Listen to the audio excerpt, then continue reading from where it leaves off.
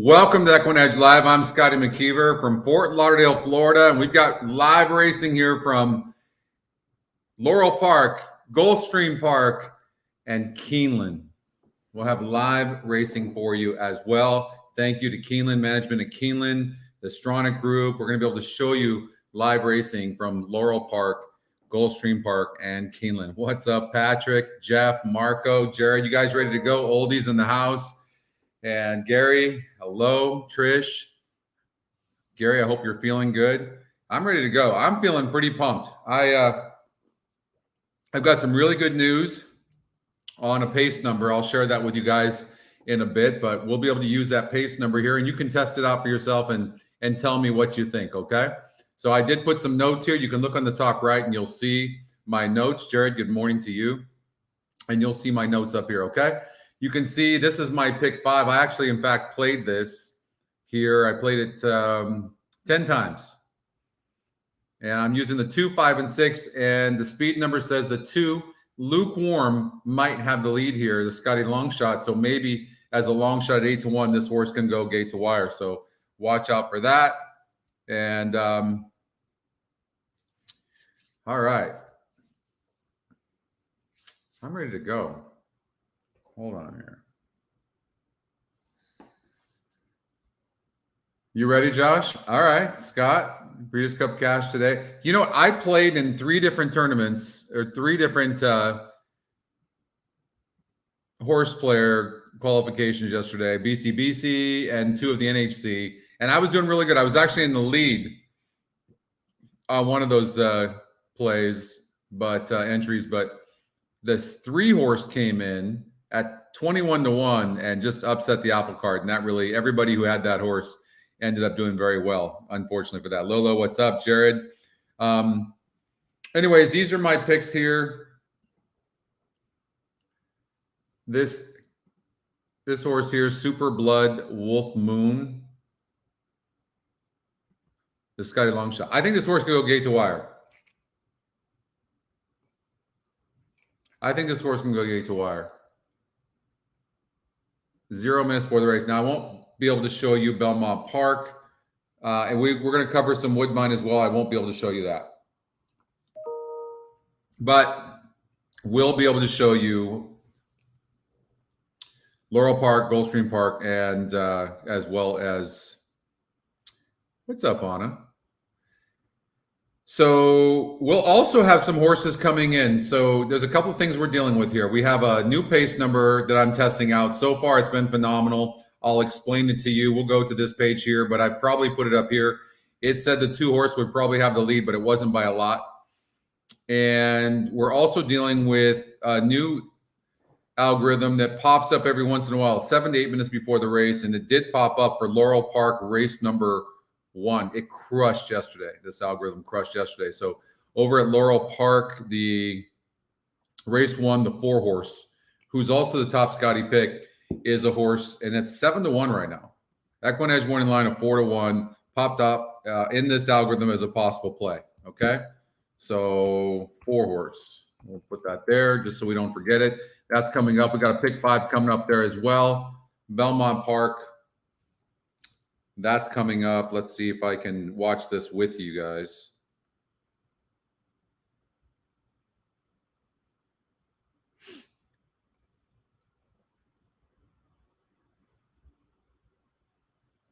You know, I hadn't heard that.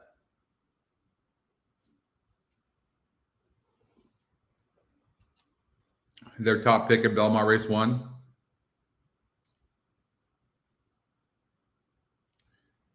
There are a lot of people that are starting to emulate a lot of the same stuff we're doing. And they can do some of the stuff, but they can't do our algorithms. And you guys are probably seeing that a lot. They are at the gate at Belmont Park. We're going to, the main thing we're covering is Keeneland. And we'll be covering Gulfstream Park as well as Laurel. Those 3 tracks are going to be the main thing. We might, if we can fit in Belmont, we will, like in this case here, or if we can fit in Woodbine, we will. 2 horse broke last, so that's not good for the 2 who. But, you know, sometimes you can catch a price next time out. So you know, put a note on the 2.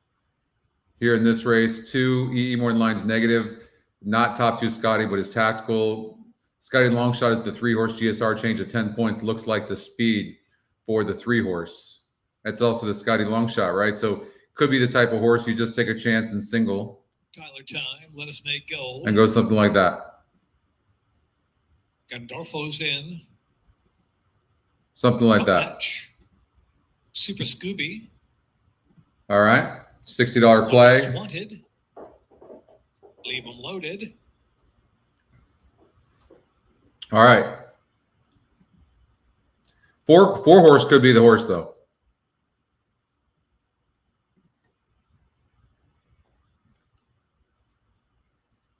Who did I see? Let's see Super Scooby. 1's the speed and 4's the horse to beat. That popped up on the algorithm. I'm just going to bet the 4 to win.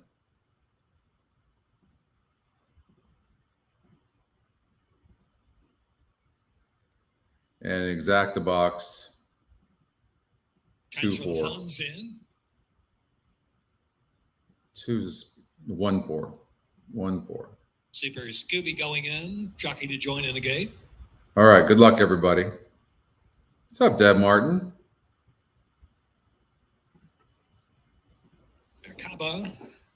So one of the algorithms we're testing popped up the 4-horse as the horse to beat in here. So we'll see what happens. 12-horse. You can see from this position here. Look at where the 12-horse, who's 5-2.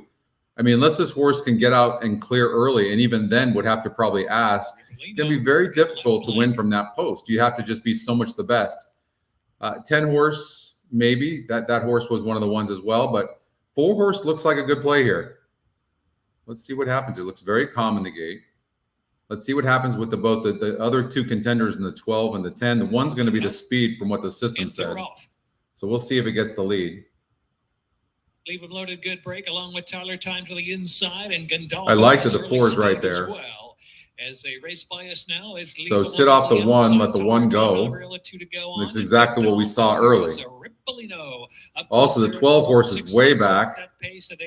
And 10-horse didn't get a bad trip. So hopefully these 2 horses don't go dueling too fast up front.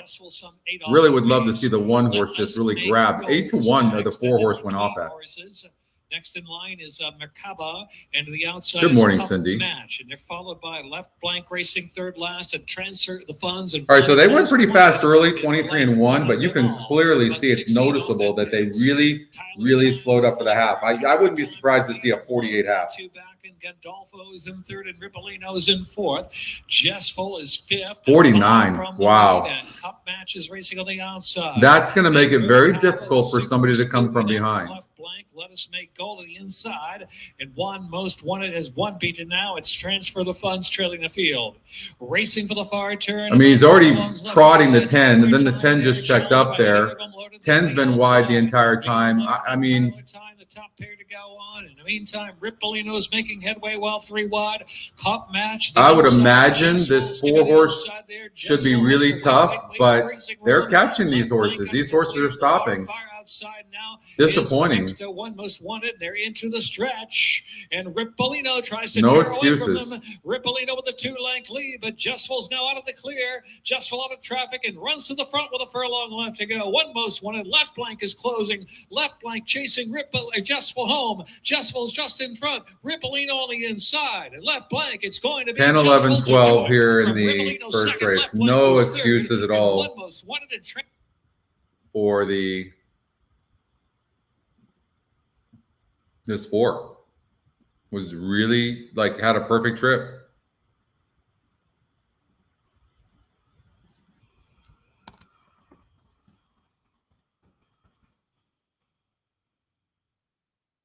Horse ended up winning the race. It was your 9-5 favorite, Jessful. All right, let's get out to Gulfstream Park for race number 1. The 1 may be the speed at 23-1 on the stretch out. Last time 5.5 furlongs on the dirt over at Colonial Downs. And there is a pick 5 starting here as well. Looks like a wide open race here, though.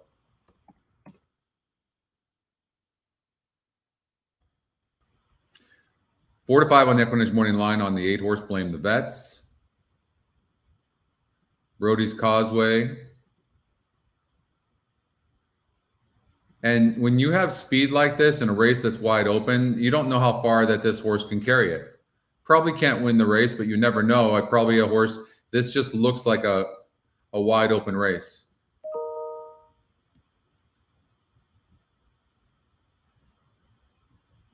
All right, nobody popped up.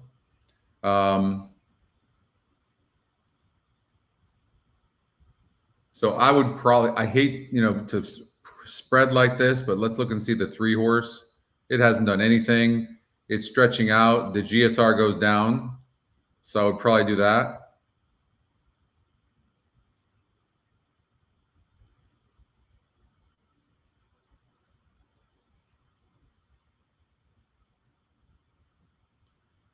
We'll get a good trip close to the pace. The 5 is a speed. So I thought the 1 would get a really good trip.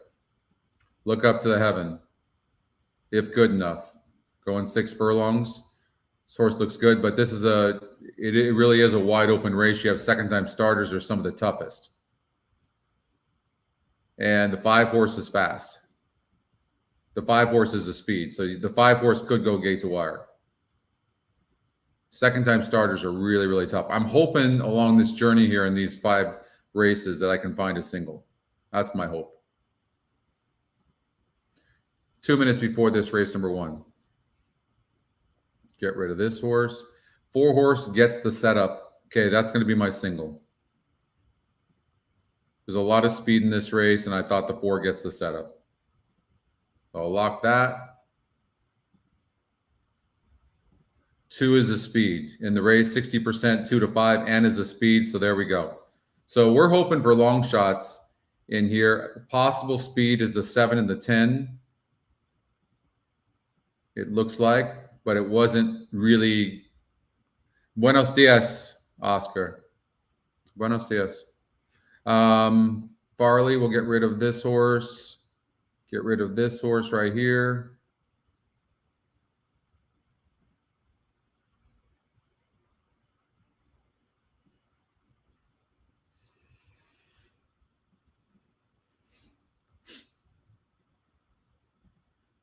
There's some prices to be had on the synthetic as well. I think you can utilize the GSR for that. I really do.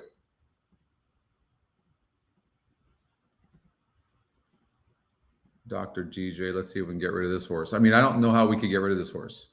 This horse's form doesn't look bad. Did I lock those? No. Approaching the gate. All right, so now 1 may be the speed.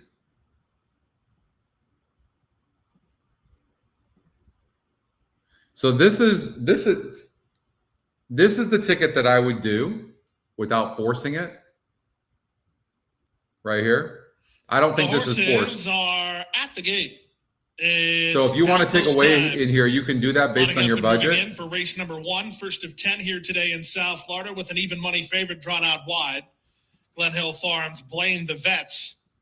Misael Jaramillo in the tack, 4 trainer Tom Proctor. 1, 4, 5, 8. In the center, Paintbrush, joined in by the rail running Tiz Nina. Here's Had a Nice Weekend. With 1, 2, 4, 5, 6, 7. With 4, with 2. Brody's Causeway and Mia Rosa.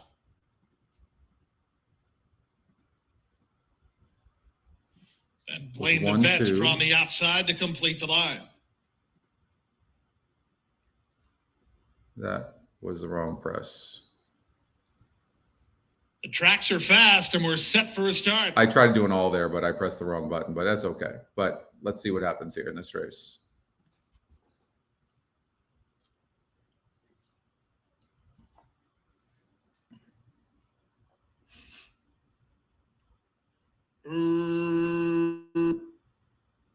Racing at Gulfstream. From the center, Had a Nice Weekend springs out to head for the early advantage. Moving up on the outside, Blame the Vets alongside Mia Rosa. Into the top flight goes Barbara, and they run to the first turn. From the inside, Had a Nice Weekend leads narrowly Barbara. Up on the outside is now second. Fish Mooney is at the rail together with Mia Rosa, and Paintbrush is between them. Up on the inside, and Tiz Nina out wide, Blame the Vets. Held up at the back, the trailer is Brody's Causeway. They make their way now to the backstretch run. Had a nice weekend. Leads by half a length. Barbara on the outside is there second, 2.5 back to Mia Rosa, who's clearly third. At the rail, Fish Mooney is there fourth, followed by Blame the Vets. She's up on the outside as the public pick, in the clear, about 5 lengths behind. Paintbrush is next ahead of Tiz Nina. Still at the back is Brody's Causeway.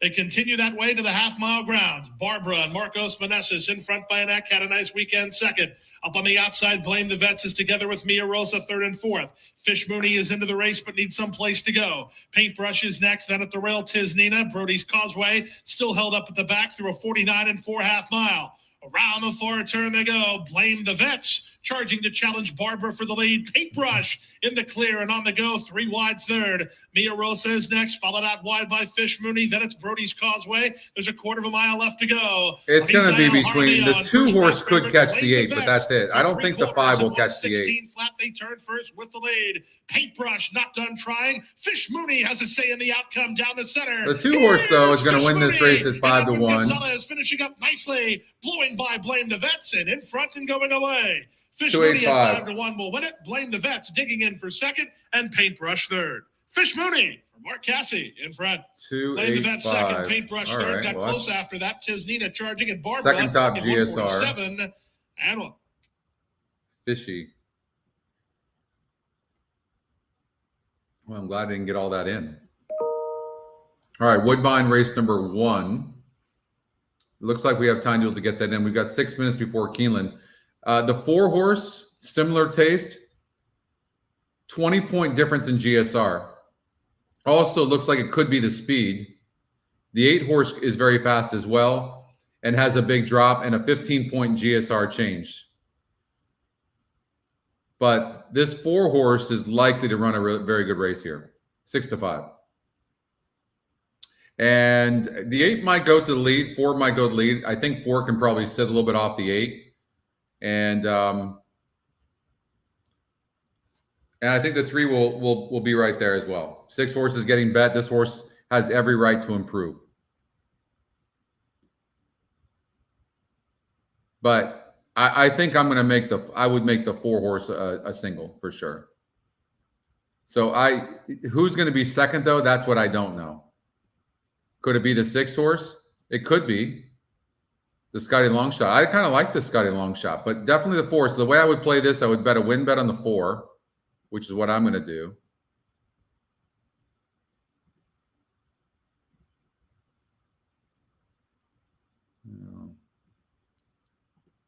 Okay. And then we'll do an exacta 4-6.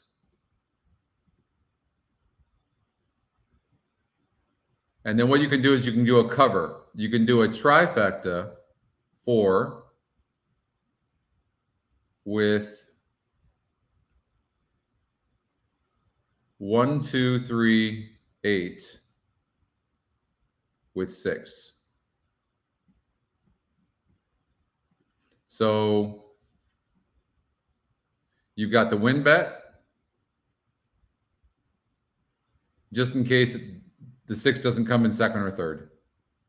That's what you've got. That's how you play that.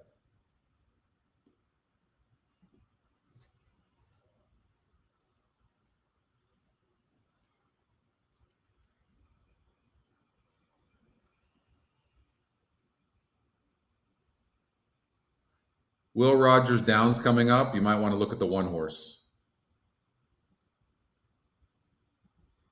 7 to 5, Number 2, 67%. Fish Mooney was the winner. Number 8, Blame the Vets was second. Number 5, Paintbrush third. Number 6, Barbara fourth. Number 1.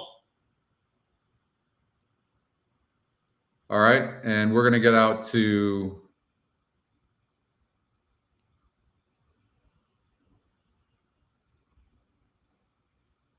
let's see here. We're going to get out to Keeneland.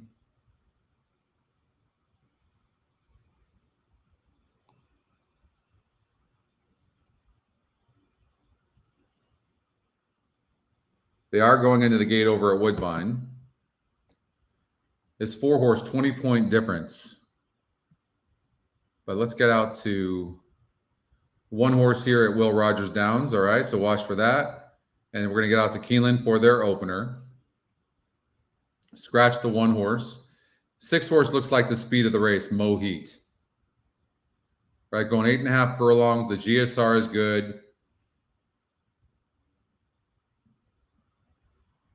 The only problem I worry about a horse like this is it's actually had easy leads before and stopped. The 4 horse over at Woodbine got the lead, didn't it? That's good. Pick 5 here for $60. Let's see here.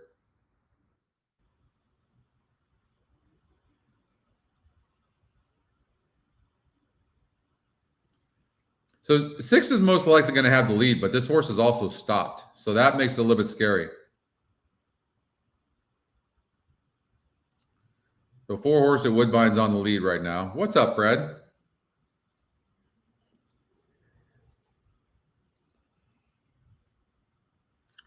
Four horse at Woodbine looks to be running pretty easy. Over at Woodbine, the 7 looks like the speed of the race. So you might want to include the 7. Take the top GSR. Scotty long shot. Take those. So the 4 horse is running good, but here comes the 2.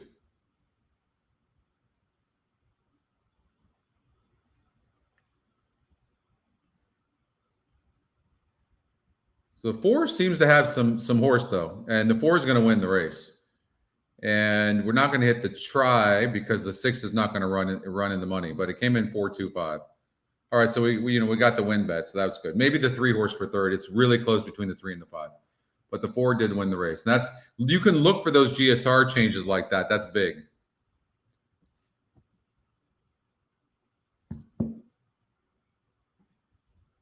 I mean, you could. I mean, top Scotty pick 7-5 in the EquinEdge morning line, 30% good GSR. You definitely could.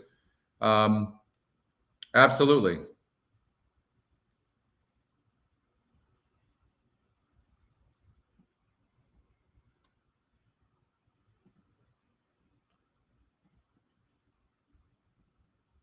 And then in this race, 3 Scotty long shot, 1 and 2 seem faster than the 3. I didn't like it. The 6, the Gunrunner Colt could be a player in here. Great post, top GSR. And I thought the 7 was a hard read. I thought the 6 horse could really get a good trip in here. I like the tactical speed and second time against winners. I think that the 6 horse really makes a lot of sense. I didn't really love the 7, so you could do something like this as well. Gunrunner's been running good.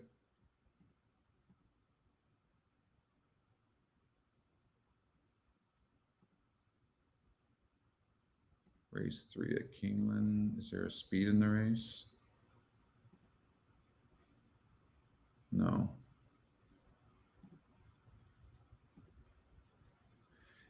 I thought this is a wide open race as well, right? So you could do something like this. This isn't the worst ticket in the world. First wire, they are right at the post. They're off. Here goes Invisible War. Invisible War for the lead from between horses. Johnny's Cowboy ridden away from the gate. Gold Bear. What's up, Joe? Up on the outside. Blake B comes away in 4th, and then Captain Ken, good Fantastic morning. back toward the inside in the 5th position as they head into the first turn. Invisible War, the leader. Invisible War gets to the rail, leads it by just over a length. Johnny's Cowboy 2nd by 2. Gold Bear 3rd ahead, just to the outside of Blake B, who's 4th and hugs the rail around the first turn. Gap of 2 lengths back to Mohit. 1 lane off the rail in 5th. Captain Fantastic is back toward the inside in 6th, and then a gap of 3 to Early Wager in 7th on the outside of my favorite uncle, long way back to Falcon Heavy, who trails 15 lengths off the leader. 22.93 seconds for the opening quarter. Invisible War. You know, here at Keeneland, when you get an easy lead like that and you're one of the top horses, very difficult to very difficult to catch. I would imagine this horse is going to be very difficult to catch. 10's on the rail, running really good. 7's toast. The 8 horse is toast. Is next up on the outside. Mohit now moves up. I mean, but 10 looks like it's running Needle. Really good. Angles to the inside, picks up 2 more spots, but is third. But the and 5 is hadn't been 5 asked lengths yet off the either. front pair. In the meantime, Blake B. Here is comes the right 6th alongside horse, but the Invisible 10's War running with a good. quarter 10's mile going to go. win Blake this B. race. puts ahead in front. Invisible War 5 is is second. toast. Gap of 5 back to Mo Heat Wow. in third. My favorite uncle is fourth, still 10 lengths off the lead. Blake B. the leader into the stretch. And into Have the fun short with that, stretch Joe. of That sounds like a Blake B great on time. top. Blake B by 3 lengths. Invisible War How is in about the second 5 by horse coming 7, back here? all the way back to Mo Really? Heat in third position. Falcon This Heavy goes to 5. fourth up on the outside. It's going to Here's get Invisible up and War catch trying the to come 10. back after You know, Blake that's B, but the mark is amazing. coming. What a race that Blake B, was. Invisible War. Blake B. No, Blake 10 B got hangs it. on by a neck. Good race, Invisible though. War was home second. Captain Fantastic came up the inside to grab So third. 10 on to the Scotty line. long shot My over the favorite top Scotty uncle, and pick. then Falcon Heavy. 11-1 on Blake B. Wow. Nice win and a nice claim by trainer Chris Hartman. He took this horse for $20,000 over at Churchill Downs. All right. Will Rogers Downs, the 1 horse, 3-5.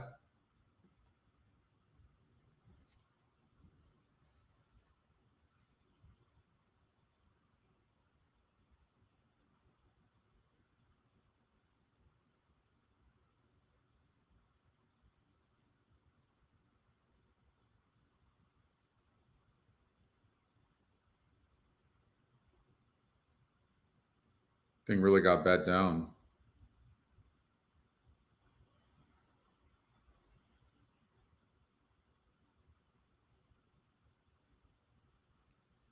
I'm assuming it won. Did it win? Quarter horse race, huh? 67%.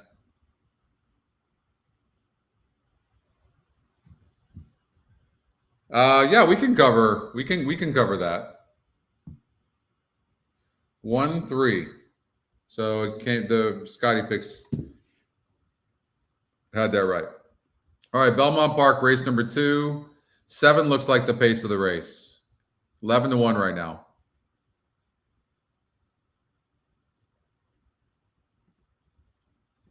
I have a note here. Wants longer, is getting it here. 19-1 on the 10.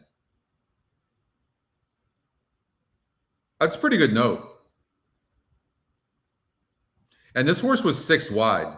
You can't be 6 wide at Saratoga and still only lost by 3 3/4 lengths. 19-1. If there was ever a long shot, it's this one.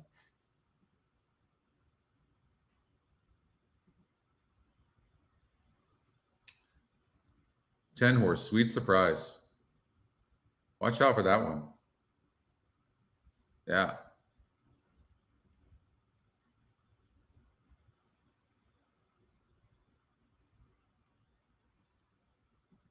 Gunboat by Warfront.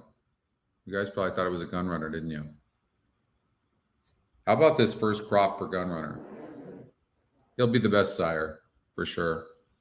Number 1 sire, that he might even be the number 1 sire. Like, it's incredible what his babies are doing.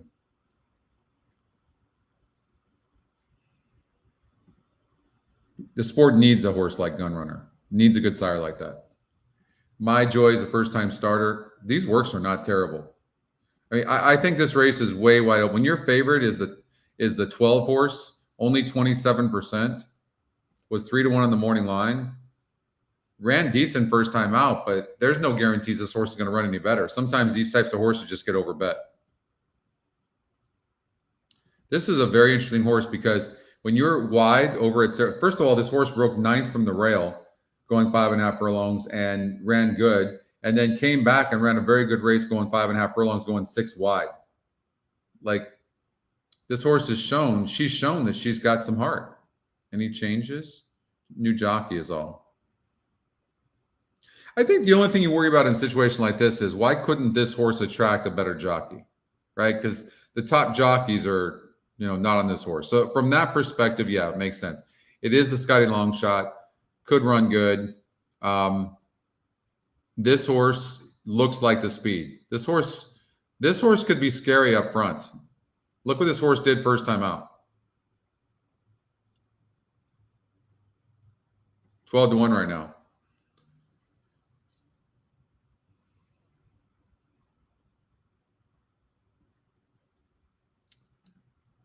First time starter here with some really good turf breeding for Chris Clement. Yeah, this is a nicely bred horse. 18-1, first time starter.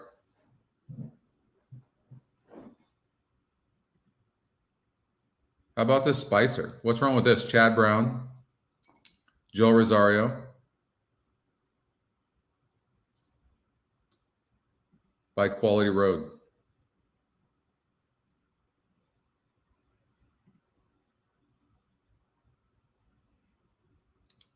$50-1 on the EquinEdge morning line, 99-1.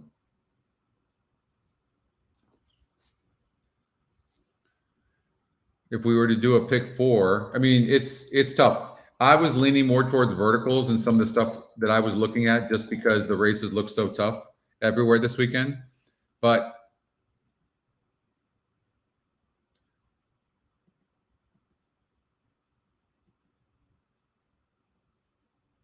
I mean, there's nothing wrong with the 5 if you wanted to add the 5.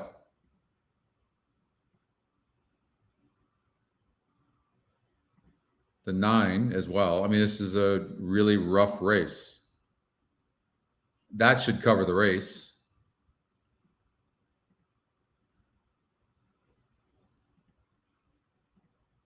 I'm definitely using the 7.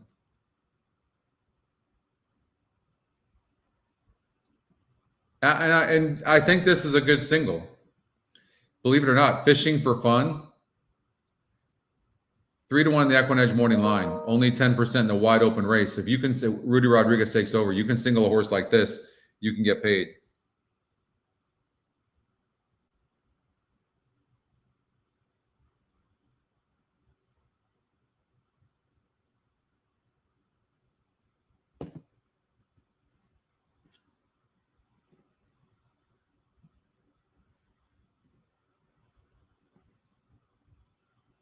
That horse won.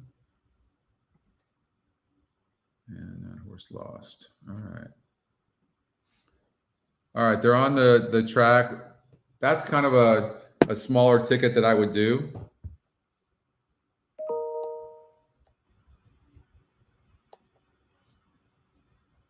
As far as a vertical goes, I might start focusing on verticals. I'm trying to figure out how I want to play this. $12. Singling this horse. I'm going to clear this and see what it gives. You have to take a chance on something like this. I'm not singling the 12 though. I don't think I would do that.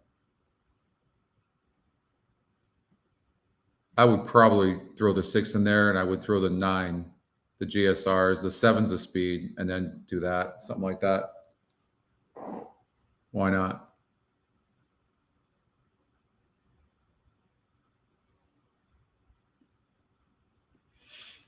We'll go to Laurel Park, race number 2. We got plenty of races to cover today. So we're just getting warmed up. I'm just trying to get my bearings, figure out how I want to play this. Belmont Park just took off. They're going 8.5 furlongs. Laurel Park, race 2, the 4 horse is a horse we're going to watch out for.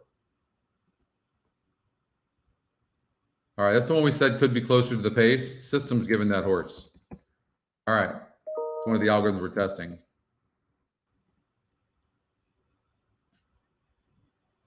So that's good. 6 horses on the lead right now over at Belmont Park. That's the top GSR. Scotty's second pick. And the top pick is the 12 horse. They both went off at 8-5. And 6 really looks to be running easy right now, doesn't it?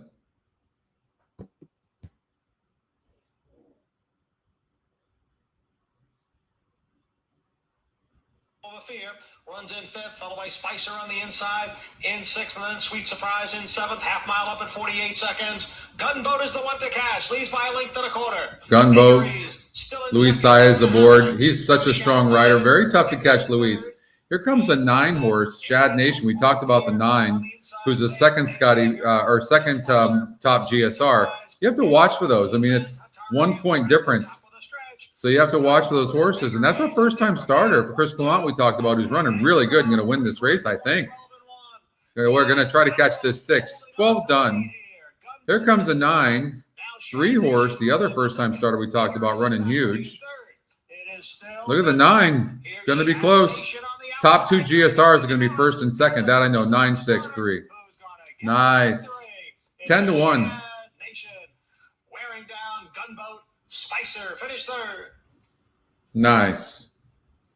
That's good. 10 to 1. Watch out for that. There's no difference between a 74 GSR and a 73.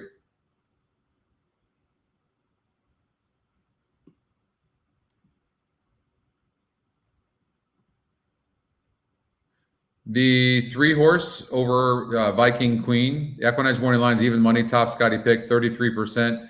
Good GSR, and this is the speed of the race. So Viking Queen could go gate to wire. One to watch for. We're not going to cover it, but could go gate to wire. Let me know how that does. All right.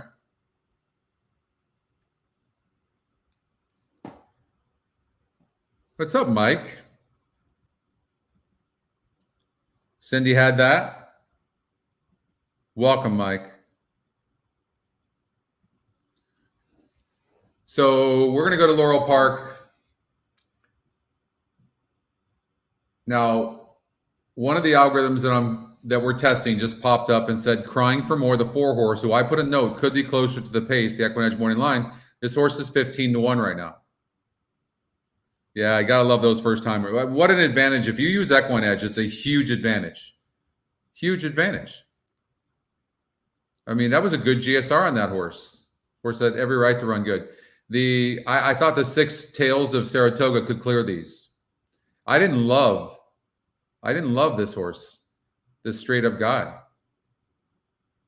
Look at what never been on the dirt one time, won $400. I mean, there's a lot to prove here.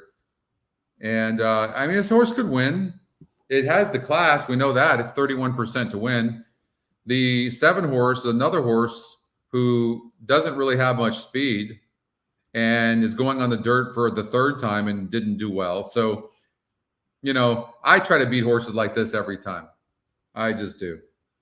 The 1-horse, the Scotty Longshot, Rock and Ron. I mean, this horse has just burned too much money for my liking. Just keeps on getting 3rd place finishes. I just don't see how this horse gets it done. I really don't. Also, the thing about the 4-horse, 20 to 1 in the morning line, 9 to 1 in the EquinEdge morning line. I hate that it's such a low GSR, but GSR is just one of many tools. Cindy, I was thinking of you yesterday, and up until yesterday, I was buying it, but I saw 4 horses that had a work from the gate win prior to their first lifetime start. That happened yesterday. 3 or 4 I saw. I don't know. I don't think I'm going for that theory anymore. I was up until yesterday, and I left some horses out and got my I actually made good money yesterday, but I still got my butt. I would have done a lot better, prior to that, I saw that. I agree with you, but if you look at yesterday's first time starters, about 3 or 4 of them won that had gate works. Hey, Steven.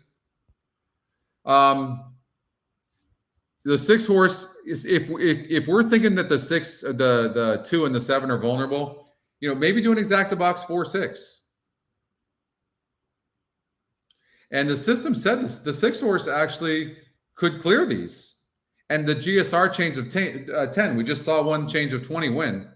I don't remember which ones they were, but they were the major ones.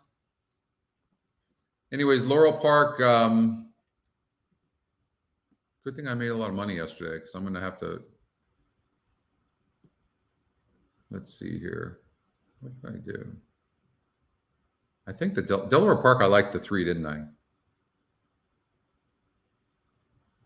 It's 4 to 5. Not worth doing.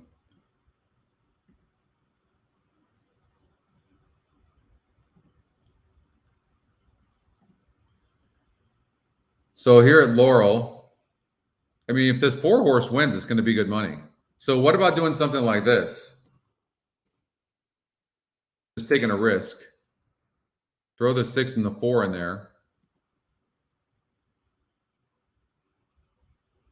Approaching the start. 1A looks like the speed. And get rid of these 2 horses.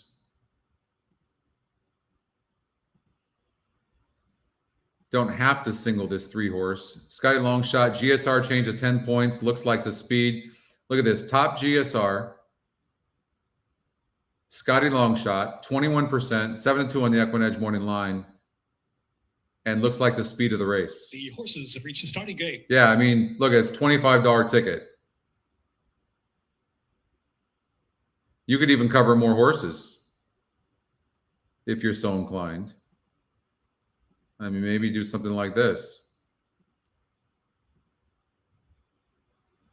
I probably wouldn't use that horse.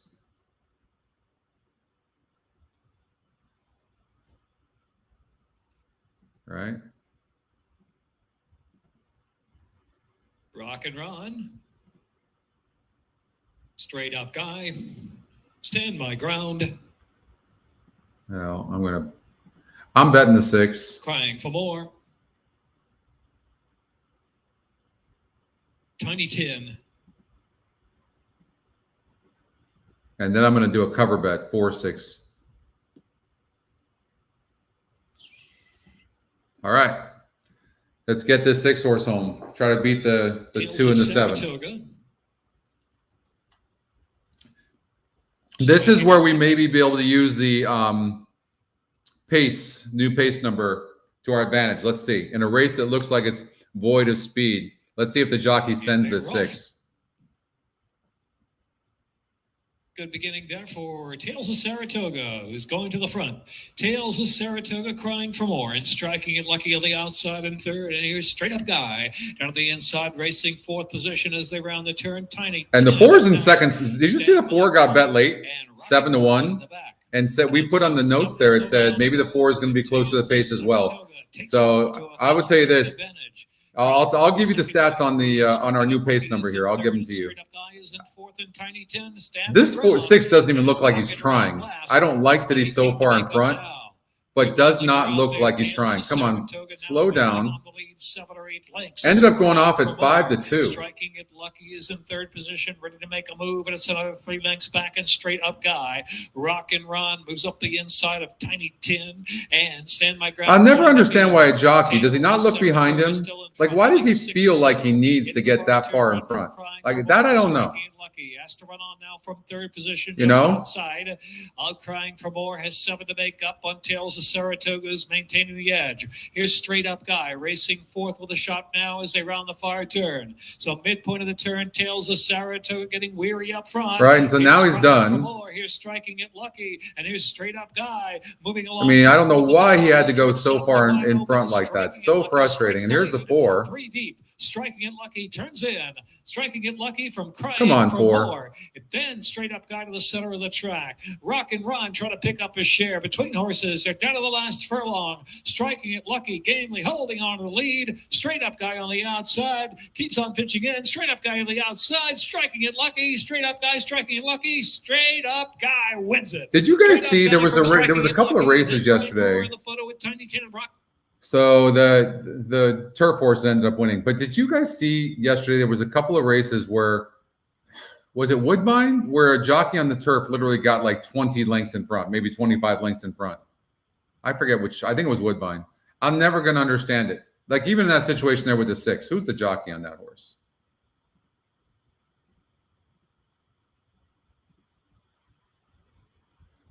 I mean, Xavier Perez is a really good jockey, but why did he feel like he had to be, what was he, 8 lengths in front of the next closest horse? Just makes no sense. 4 horse ran a good race, Crying for More. Ended up getting 3rd at 7-1, getting bet. All right, let's get out to Gulfstream Park. In case we don't get Woodbine, let me see what my notes were. What's up, DeAndre? The 4 horse is the speed who was scratched, so that's not true anymore. 8 will sit a good trip near the pace. Maybe take a look at in a wide open race. Maybe take a look at the 8 horse Careless Iris, or Eris.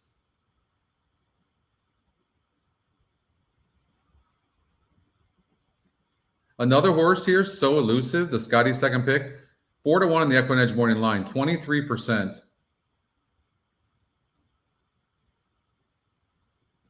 2.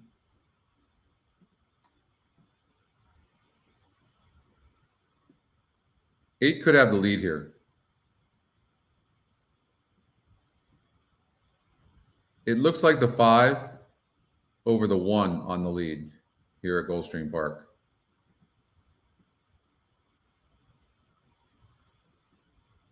And we've got 11 minutes before race number 2 at Keeneland. All right. The 5 is the speed, Black Silk, 5-2 right now, 28%, a low GSR though. But when you're sprinting,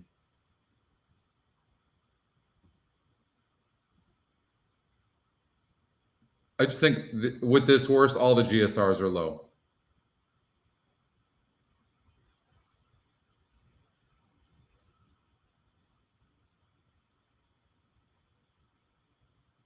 Yeah, it was crazy, right?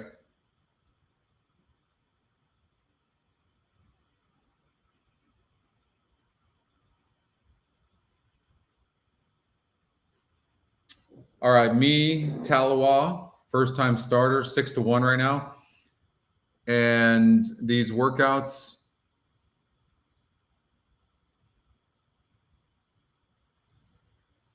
they look okay. I mean, they don't look bad. They don't look great. They just look average. Uncaptured Faith. I thought the 1 horse would get the best trip in here, near the 5.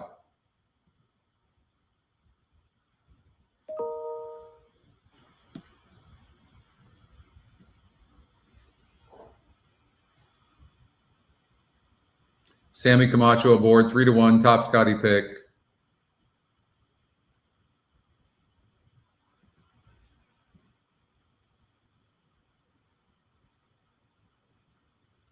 You know, the other thing you have to look at is the 5 horse on a sloppy track was dueling, and the stretch is only 3.5 lengths back before they gave up late. I mean, she does look tough on the lead, the Scotty Longshot, the 5. You get a Scotty Longshot that's 28% as well.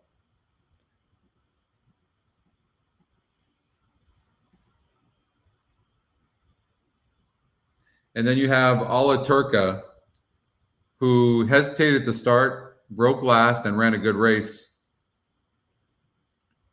against similar company. Yeah, this is just a really wide open race. It is. Let's see if we can find a trifecta. Who's the horse? Sometimes in a race like this, what I'll try to do is find, like, who's the horse most likely to be in the money? Especially if it's a long shot. So when I look at this, let's see if the simulated race will tell us. I want to see. Horses are at the gate. I want to see who can close. It's now post time. Field out the gate and stepping forward for race. It looks like the 2 can close. And the 2 is 9-1. It's first time starter.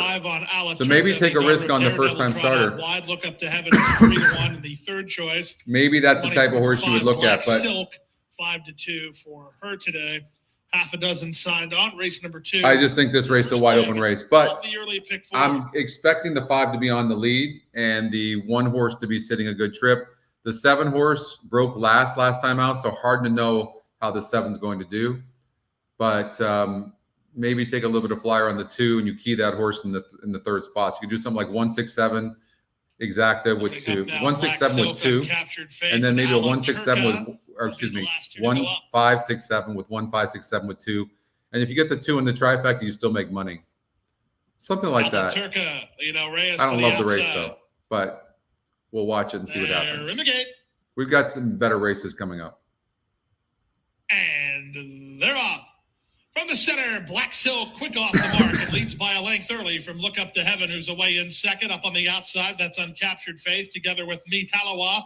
Happy's Nice Candies between, and the favorite is last to begin, Ala Turca. She's about 5 lengths off the speed of Black Silk. Black Silk and Angel Arroyo to the half-mile point, lead by a length and a quarter. Look Up to Heaven second, Me Talawa splits runners to take third. Uncaptured Faith is 4 wide, 3 wide. Happy's Nice Candy, and moving through at the fence is Ala Turca. 22-3 for the opening quarter speed, 3 furlongs left to race. Black Silk in front from the outset, leads by a length. Me Talawa. Wilmer Galvez taking up the slack second. Look Up to Heaven is at the rail third. Ala Turca's moved up to take fourth. Dropping back on Captured Faith and Happy's Nice Candies at the end. A quarter of a mile remains. Black Silk off the turn, still the target. Look Up to Heaven, bravening up to get it after second. From third and Metaloa, from fourth Alaturka.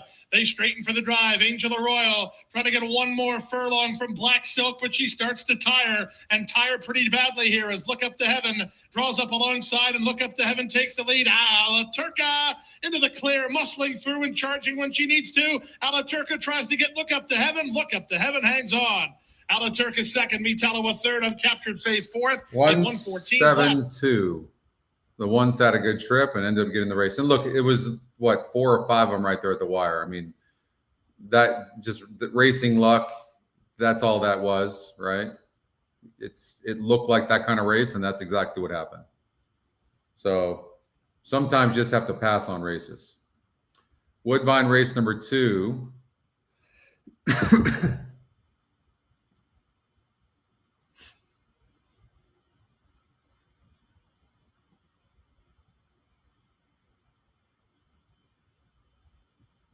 I just thought the 8-horse might set a good trip in a wide open race.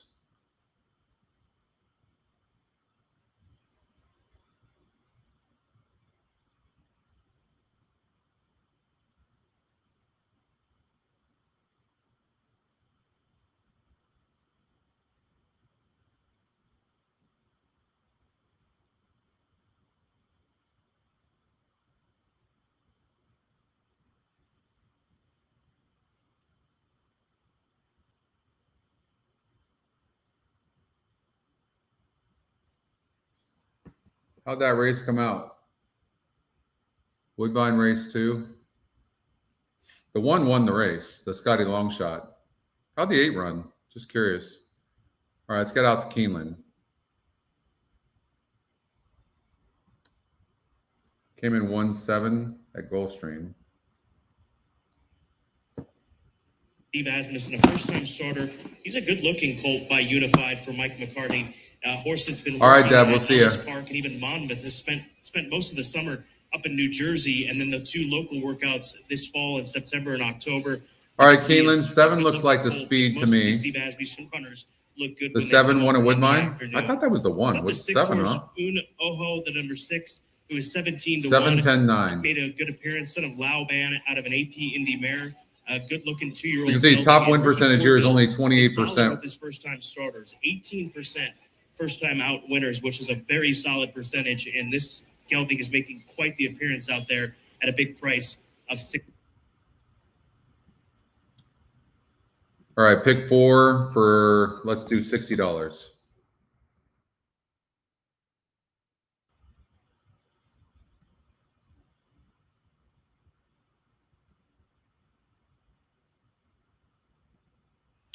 You know, we've seen 2 horses come back to run pretty good today. That one of them was 20 points and the other one was 21 point GSR change from one race to the other. So you want to watch for that. First time starters here. Look a little bit closer. Good workout from the gate. That was a good workout. And then they've just been cruising here. You know, I'm guessing this 3-horse Combat Medal can run top GSR as well. The judge and the jury, Scotty Longshot, first time starter. And I mean, this horse has got some really good workouts for sure. The horse is likely very fast, so I would look at the 4 very closely. First time starter here, who has some very, very nice workouts by Jimmy Creed. Brian Hernandez aboard for Dallas Stewart. Second time starter here who broke 9th was your 7-2 lukewarm favorite. I try to beat horses like this a lot of times because, I mean, I'm sure this horse can probably run, but I mean, did start at Ellis Park. This is a big change between the horses here at Keeneland and Ellis Park. So not surprised it's going to get bet, but I would try to make some money with a horse like the 3, 4, or 10.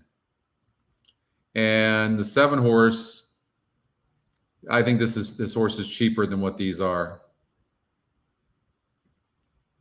First time starter here. That was a tougher group. I wouldn't be surprised to see this 1 horse run better. Rafael Bejarano is good with getting horses to sit and finish. And this was a really strong race. But the horse really didn't run in the race, right? So doesn't get me as much. Let's see if we can look at these horses. Preliminarily, I'm really leaning towards the 3, 4, and 10, but let's take a closer look if we can. You know, when I look at these young horses, I try to see if I can tell whether they're babies or not. 10 horse from the hind end looked really good, looked very calm. There's a look right there, 7-1 right now, and looks really, really well composed. The right demeanor you want to have, and looks very fast as well.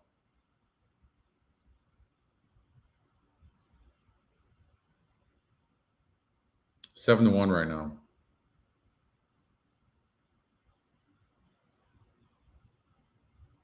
Love to get a look at the 3 and the 4. But that 10, look at the hind end on that 10. Looks fantastic. Really nice looking animal. 1 not so good to me.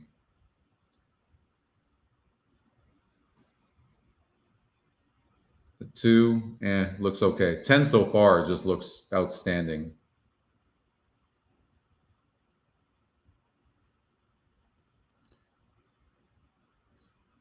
Six looks to me. All right, come on. Let's get a look at this 3 and 4. 3 looks nice. Looks very fast.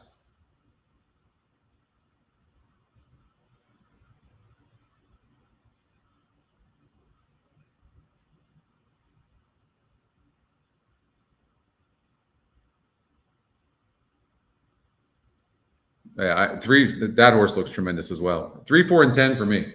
Good luck, everybody.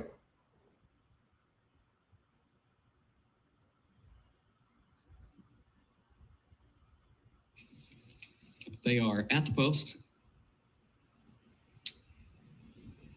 And they're off.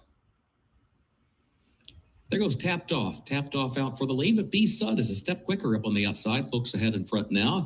Fast Giselle comes away between that pair, running a close-up third. The judge and jury is fourth down toward the inside. Kaylee's Brother, fifth alongside of that one as the field makes the move for the far turn, running 4 lengths off the early lead, followed by Trademark, who's back toward the inside in sixth. Liam the Brave is in seventh, and then Combat Medal is eighth onto the turn. Un Oho, after a slow start, is ninth and last, 22.21 seconds. Time for the opening quarter. Fast Giselle between horses puts a neck in front around the turn. B-Sud is second up on the outside. Kaylee's Brother swings to the center of the track, now third, picking up the top 2. Trademark swings into action fourth, goes to the extreme outside, 3 lengths off the lead. B-Sud has the lead. Kaylee's Brother is right alongside. Gap of 3. Trademark is still back there in third as they move by the 8th pole. Kaylee's Brother short lead now. B-Sud fights on to the inside though. Kaylee's Brother, B-Sud, Trademark third, still 2 lengths off the front pair. Kaylee's Brother with the lead, a length and a half. Trademark runs on to second, runs after Kaylee's Brother. Here comes the line. Kaylee's Brother, Florent Giroux to win it. Trademark was second. B-Sud was home third. 10 ran a good race, was wide the entire way. I was impressed with that 10. I'll definitely follow that 10 right back.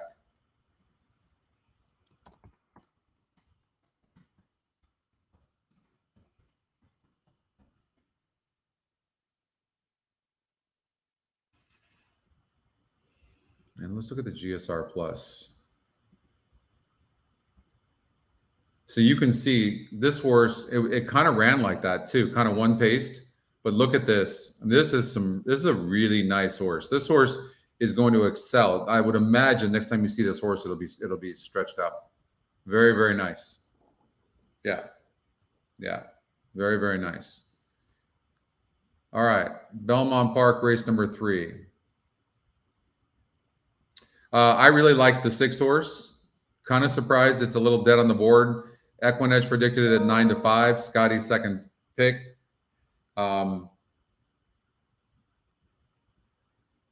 Yeah, it was a single Gary. Yeah, I am not surprised.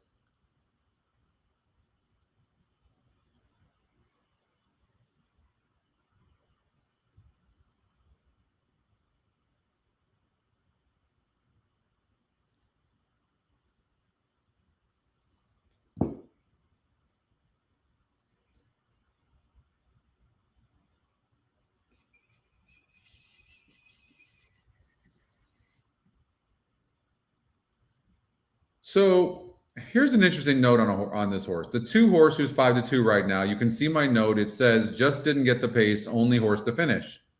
So there was no pace. The horse doesn't have a lot of speed and finished really good. The only horse in that race. That's a good note. Then comes back, breaks last against a 64 group and loses by 6 lengths. And the stretch was behind by 5. Okay. Now faces a current SOR group that's a lot easier. You see that? What's up, Aaron? Thank you so much. Always good to hear from you, Aaron. I hope you're doing great. Anyways, this is the type of horse, if there's some speed in the race, and I don't know that there is, that could get in the money. I'm guessing there's not. And maybe it could be as simple as a 6-2 exacta. Right? You could. The 1 horse is 18-1 and has the ability, might show some brief speed is what my note is. And who knows, maybe the 1 could run a better race here and hang on to be in the money. Could. But I think the 6 horse is dominant in the speed and has that post as well. And the 7 horse isn't fast. So the 6 horse really gets a killer trip here. It does. Killer. It gets a really good trip. In fact, a good enough trip that I'm going to deposit some money.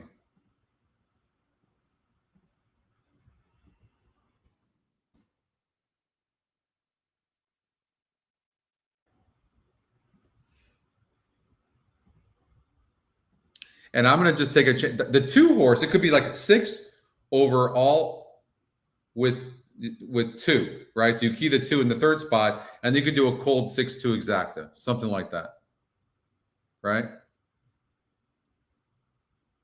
But I think the 6 is going to be tough. You know, on paper, the 4 does show some speed, but on the pace number, it didn't have the 4.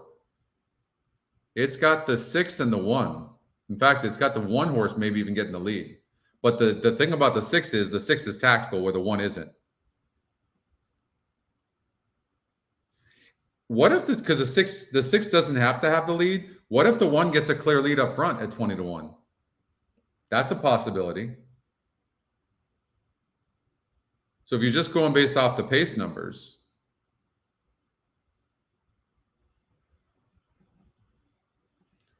so first thing I'm going to do is, just in case, I'm going to do a 1-6 exacta box. I'm betting the 6 to win.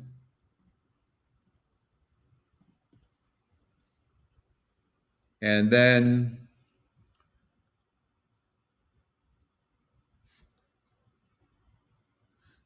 Delaware race number 2, the 5 horse. Okay, horse to watch out for. Delaware race number 2, the 5.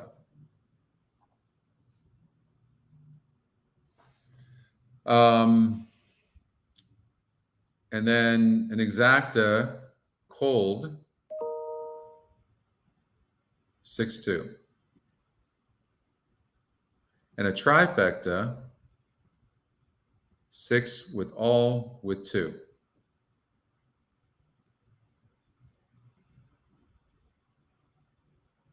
All right.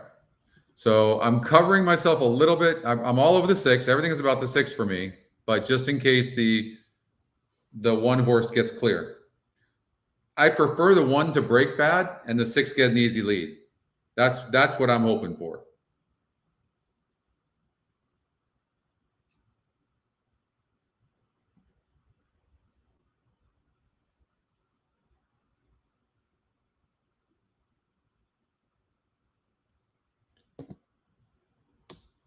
And yeah, I mean, the 6 is 2-1 right now.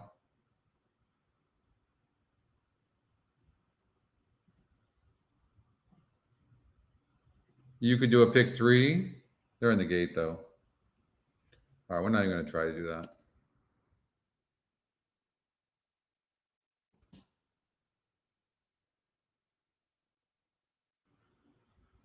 All right, let's see what happens.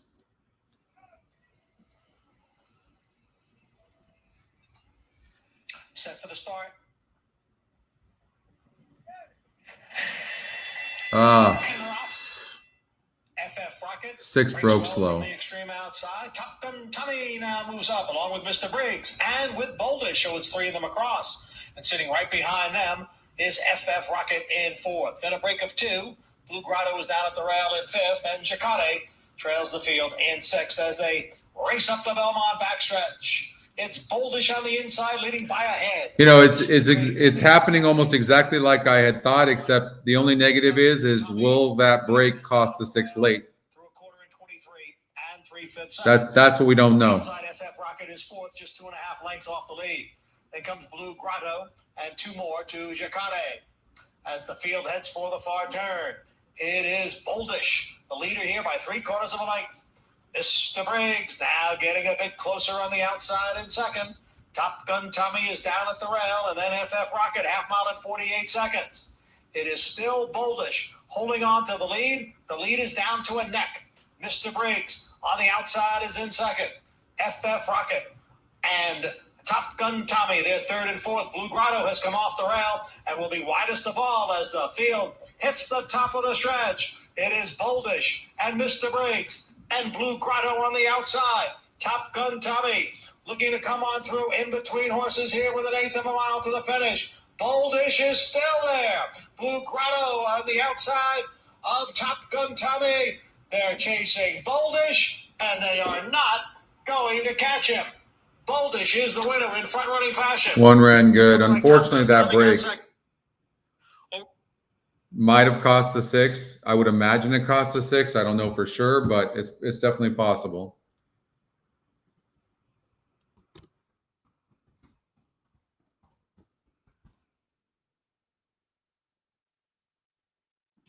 All right, over at Delaware Park, the 5 horse popped up as a horse maybe to play. But I've got to note that the 4 horse is the pace. So I don't know, maybe a 4-5 exacta trying to beat the 7.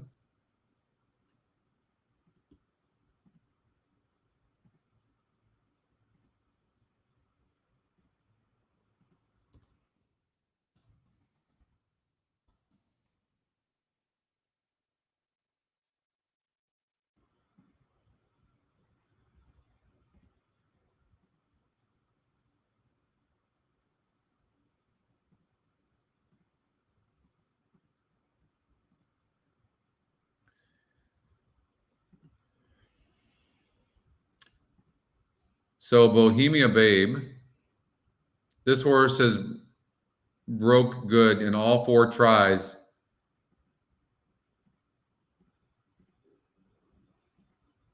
And there is some pace in here.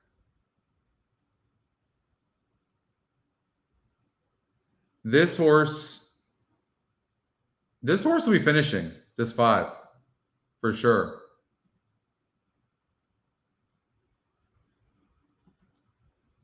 I think I'm going to bet the 5 to win. So exacta box 4, 5, and the 5 to win. That's how I'm going to play it.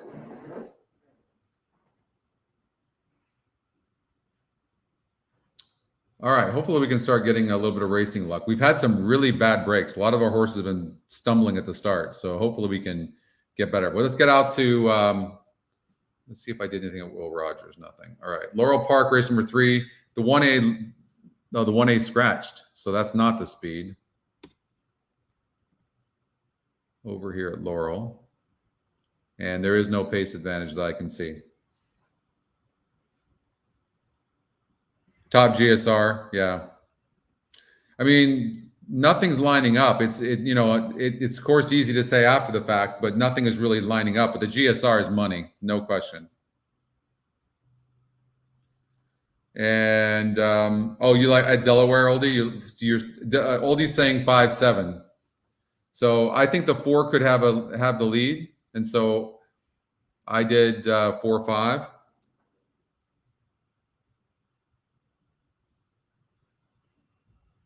And bet the 5 to win. 5's 9-5 right now. Yeah, I think the 5 is the real deal in that race over at Delaware. But it just depends on how easy of a lead the 4 can get. The 4 gets an easy lead, could be very tough to catch. Okay, here at Laurel Park, no pace advantage anywhere.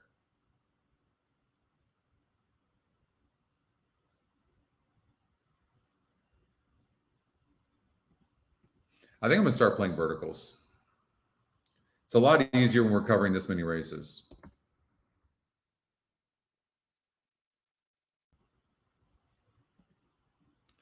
Let's run the simulation real quick.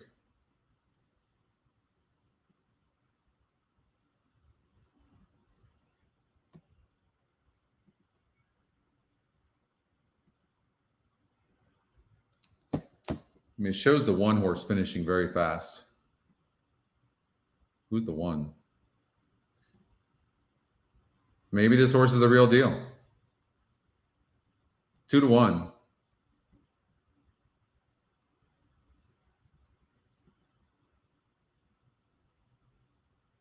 See, I don't agree with you on this one, Marco, on the 5, the Scotty long shot, because look, all this horse did was barely win going gate to wire against a 36 group breaking its maiden.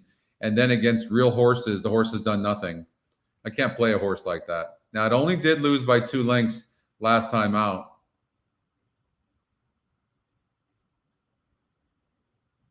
And I can't make and it was a step slow. I can't make sense of that. But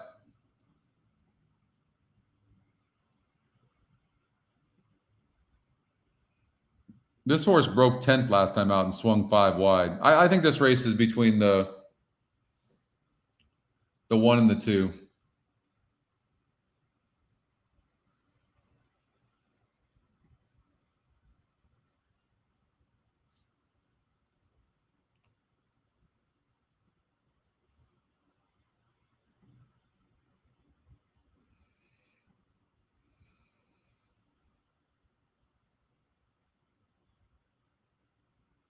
I actually think this is a good trifecta.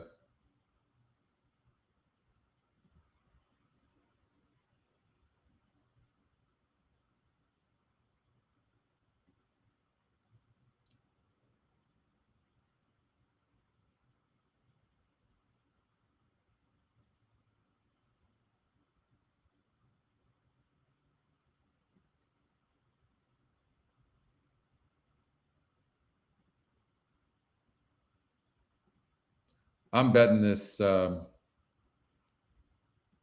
to win. I'm doing an exacta box 2-1.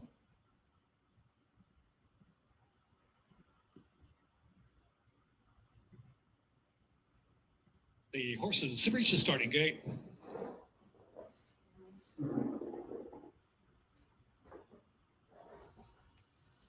Yesterday, I did so good using the pace number, the new pace number, because I was finding horses that were coming in the money. They were, first or second or third that had an easy lead and really did well. So I'm hoping that'll happen for us today. We'll get some of that. It hasn't yet, but it's early. We've had some horses stumbling at the start.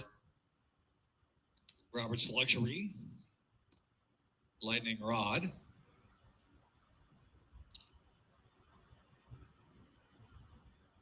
Super E. I really like this 1 horse at Laurel right now. I think this 1's going to run very good. I think 3's going to go to the lead with somebody else. The 3 stopped last time out. And you see the 1 horse closing at a later. It's a lot easier to close at a shorter distance on the turf.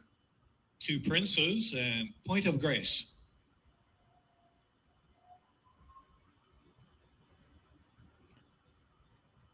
I wish you well, Marco. I disagree on the 5, but we'll see what happens. In the gate. And they're off.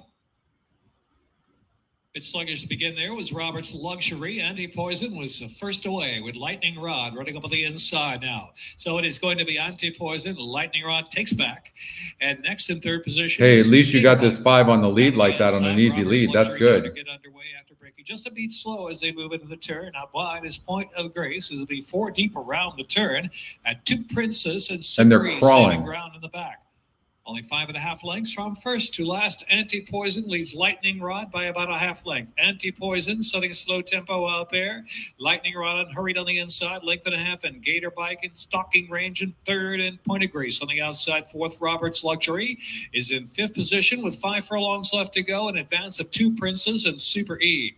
Anti-Poison from Lightning Rod. Anti-Poison gets away now, almost 2 lengths from Lightning Rod, and Gator Bite is in third. Inside is Robert's Luxury. Then it's Point of Grace to the outside. In the back, there are Two Princes and Super E. Heading into the far turn, not much change with Anti-Poison. Now Lightning Rod going to take to the outside to try to re-challenge, and Gator Bite up there 3 wide. The one is so loaded. I mean, loaded. I hope he goes to the outside. Just go. Don't even ask. You got so much horse. Just go. Under pressure in between horses. Robert's Luxury is in fourth. Point of Grace is in fifth, and Super E 6 while saving ground. And they're into the stretch. Anti-Poison, Gator Bite to the outside. Gator Bite maybe ahead in front, and Robert's Luxury to the center of the course. Levels off now is Robert's Luxury on the outside. Robert's Luxury's grabbed Gator Bite and Anti-Poison. Robert's Luxury. 1-2-5. Johan Rosado. Gator Bite was second. Anti-Poison third, and Super E.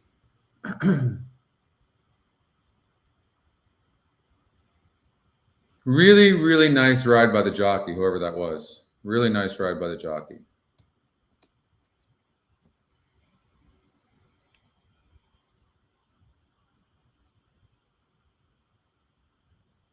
One, 2, 5, 4. Robert's Luxury won first. 2 Gator Bite. Thank you, Gary. Second, number 5. Anti-Poison third, and number 4. Indiana Grand, race number 9. The 7 horse popped up.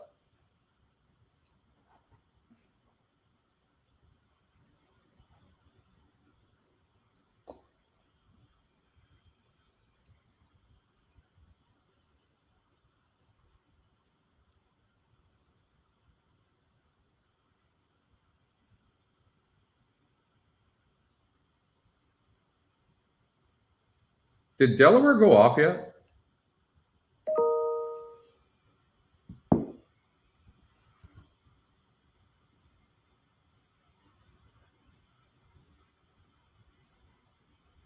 All right, let's get out to Gulfstream Park, race number 3.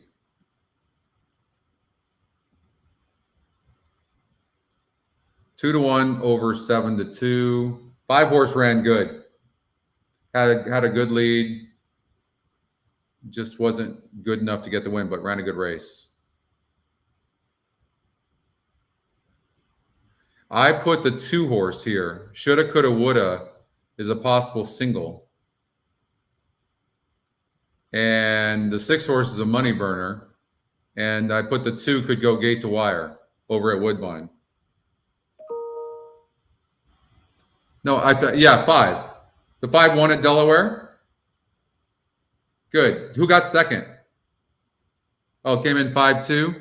I had 5-4, but I bet the 5 to win. Okay, well, that's good. All right, so maybe we're getting on a little bit of a roll right now.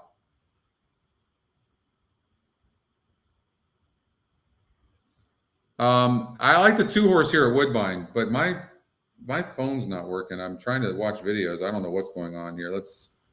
I think my internet's toast on the phone anyways. So far, so good.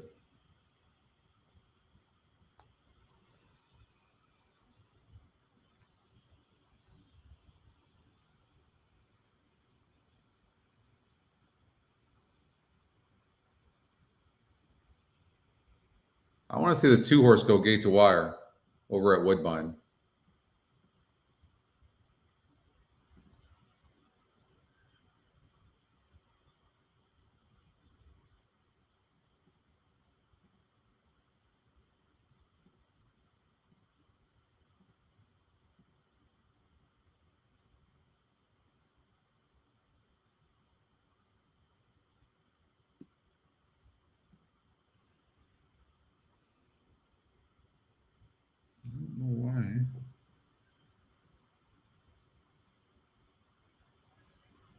I'm trying to get my video to work, but it won't.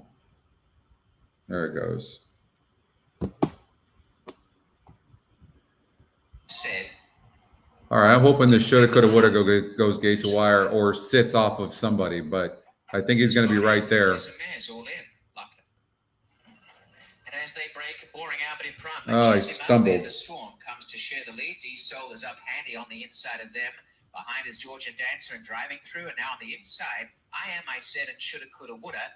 And they are up in front by about a half a length, with on the outside, Machisima. And right behind the main pack, Baby Driver.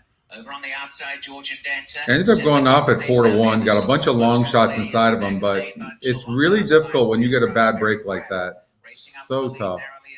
There goes the 3 on the inside. You know, with that kind of break there, I think the 2 is toast. But that's a horse, again, put another note on the horse. One away is D-Sol from Bear the Storm. Musco, the lady, at 6 lengths away last is Raspberry Wild. 3/8 left to run. And Baby Driver's in front by a length. Up on the outside, Machisima, Georgian Dancer finishing well. Shoulda, coulda, woulda, having the ear scrubbed off. Bear the Storm's running on with D-Sol around the outside. I Am, I Said, dropped out from Musco, the lady, as they corner. Baby Driver tackled by Georgian Dancer as they turn. And Georgian Dancer's hit the front. Down the outside, Bear the Storm and D-Sol. And Shoulda, coulda, woulda's been labouring the entire trip. Georgian Dancer in front. Bear the Storm's coming on down the outside. Georgian Dancer. Poor break. Man. Really getting a little unlucky with these breaks. You don't like when, like, that happens. It kind of throws you off a little bit, doesn't it? I don't know about you guys, but it definitely throws me off. I might play in this horse players tournament here. I might do the BCBC, try to qualify for that. How many people are in there? So there's entries remaining 80. Starts at Belmont Park, race number 6, and it's live. I might do that. We'll see here. All right, Gulfstream Park. 4 gets the setup. I really like this horse. I didn't want it at 9 to 5, but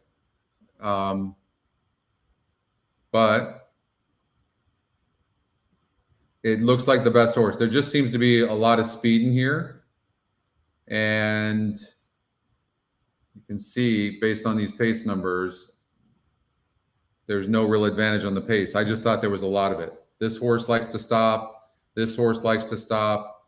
That one has no speed. This one likes to stop. The horses are at the gate. And it's now post time. Lining up and moving in for I just got to bet. 8 to 5 I gotta favorite go. is currently number 4, the Virginian. Christian Torres the horse rides I for like. Steve Glaceris. 3-1 action for number 5, Discreet Tune. It's 4-1 money for Breakthrough. Also now taking some support. And a lot of times in a situation like this, I'll take the Scotty long shot for second. Over the all-weather here, the 3rd race of the day, as the Virginian takes his spot in line. 4 in, 3 to come forward. To sit a good trip on the inside and then make a run. Malrow to complete the line. Can't tell you how often that happens. All right, let's see if we can get this 4 home. Weatherford, then Malrow to the outside gate.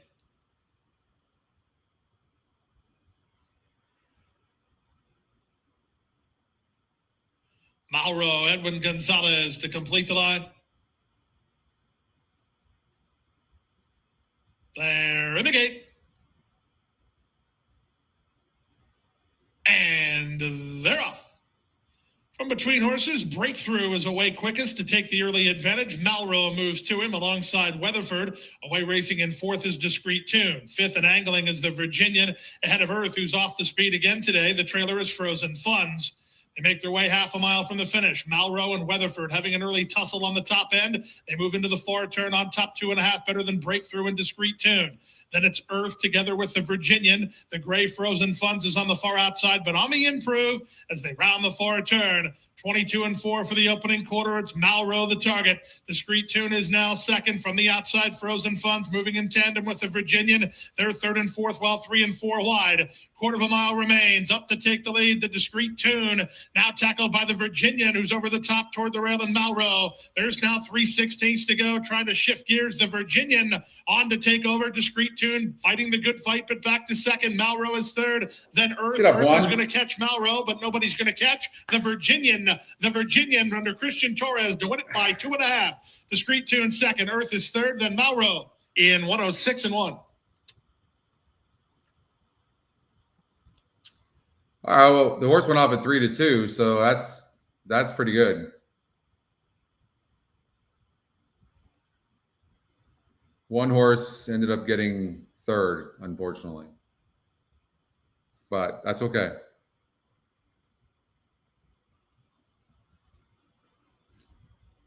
Indiana Grand, race number 9, the 7 horse. Watch out for that 7. You got the try, Keith? Nice.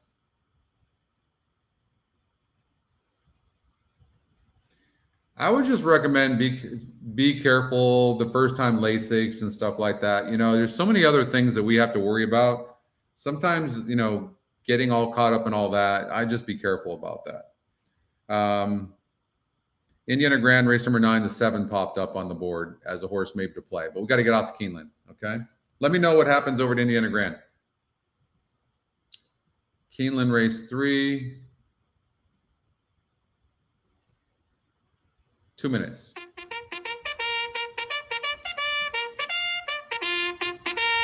Oh, you got to win there, Cindy? Good, good, good. Keeneland 3. I don't think there was any pace advantage in here. There wasn't.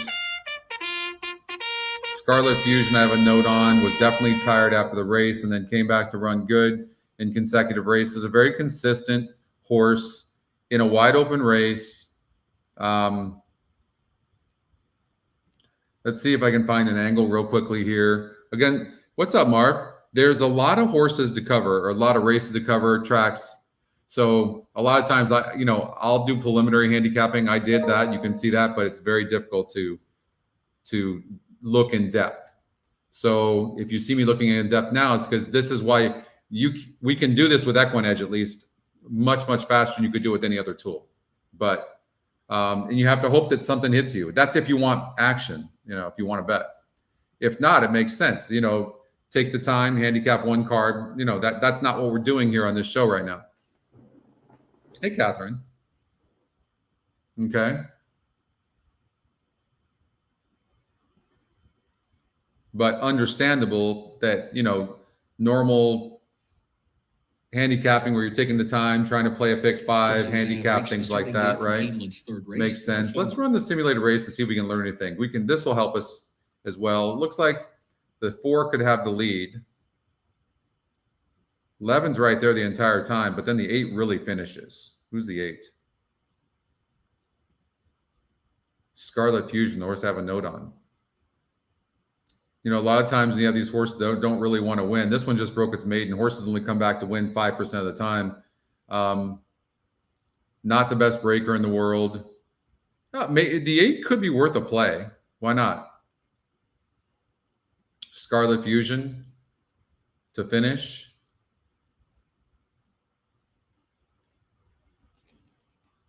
Certainly tries. At 4-1, I don't think anybody in here should be 2-1. Again, I don't know what to play.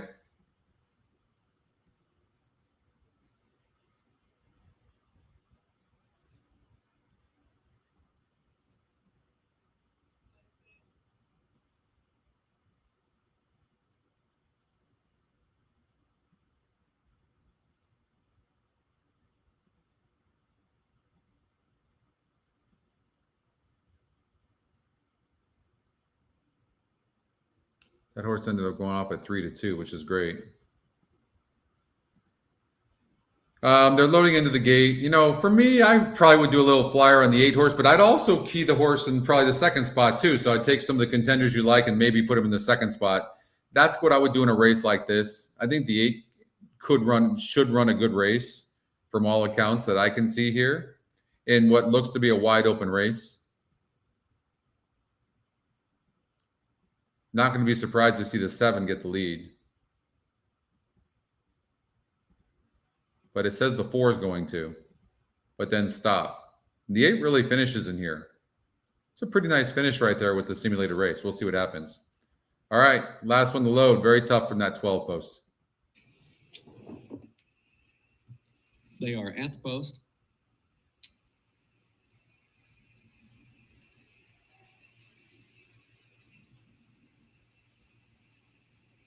And they're off. Oh, the 7 didn't break good. El Ahijado. Thanks, John. Running for the lead, but Mavision is a step quicker, and I have the cat there to the inside, and Here comes Scarlet Fusion as well. Then El Ahijado up on the far outside into the fourth spot as they move for the first turn. Munition, the leader. Munition to the front, slides down toward the inside with Scarlet Fusion up close in between horses. El Ahijado there in third to the far outside. Eye of the Cat will hug the rail into the first turn in the fourth position. Time for literally the 5 horse just bumped into the back end of the 8. The 5 is out of control. The 9 horse is 80 to 1, 90 to 100 to 1 on the outside. So the 8 has had a horrible trip so far, 9 to 2. Captain Maestri, last of the 11, And 23.45 seconds. The time sitting in fifth. El Ahijado is alongside of Munition. That's the battle for the lead. They're matching. They're going very fast up as the well. Backstretch with Eye of the Cat third. In behind that front pair, third by just a head. And then Scarlet Fusion, fourth on the outside by a length and a half. No slow-mo. Goes fifth, a half length to Evie's Prince. Modus Operandi is moving up the rail and now moves into the 6th position, but now needs more running room. Caught behind horses, still 4 lengths off the lead. The opening half-mile went in 47.41 seconds. Munition, the leader. El Ahijado still alongside. Scarlet Fusion, third, moving 3 wide to the quarter pole. And then 4's not had a good trip at all. 8's had the perfect trip. We'll see. Got hit in the back end, though. Tackling Munition and El Ahijado, who's there between that pair. Munition has the lead. Scarlet Fusion is trying to reel in the leader. Modus Operandi trying to find room. Giroux is fourth on the far outside. Munition still the leader. Munition responding. Munition for Brian Hernandez Jr. Munition at 15 to 1 to win it. Going to be close for second, either Giroux or Scarlet Fusion for that. Giroux got second. Scarlet Fusion got third. No, well, it got hit a little bit, but the 11 horse got second. Munition. I mean, it looked like that kind of race, right? Wide open race. Second time starter, ends up getting the win and ran huge. Wire to wire Munition for Cherie DeVoe and the Hinkle family, a homebred for Hinkle Farm, son of eight.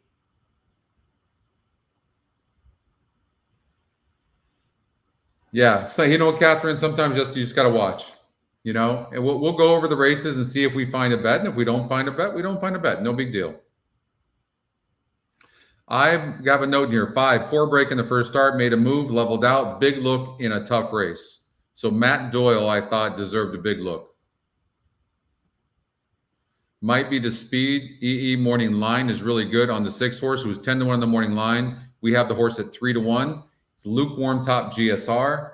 A lot going for fishing for fun as well. Going to 6 furlongs, the GSR goes up a point. And this horse has been right there in all 3 starts and had inside posts, right? Inside post. 1, 2, and 3. Now draws the 6 hole. Should get a really good trip, and this horse is tactical. I can't see why the 6, if it's good enough, can't get it. Won't get a good trip. 3 to 1 on the EquinEdge morning line. The GSR, yeah, top GSR. All right. Let's see if a natural pick 5 comes together here.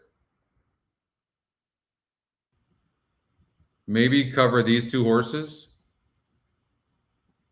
In this next race 5, I put the speed, but is he ready for older? The 3. Baby Yoda. Firenze Fire, who tried to take off a horse's face off last time it ran in the Forego. Following C deserves a look as well. 5 can be tactical from this post, dangerous. EE morning line as well as 7 to 5. I think the following C makes a lot of sense. I think this 5 is very dangerous as well. 3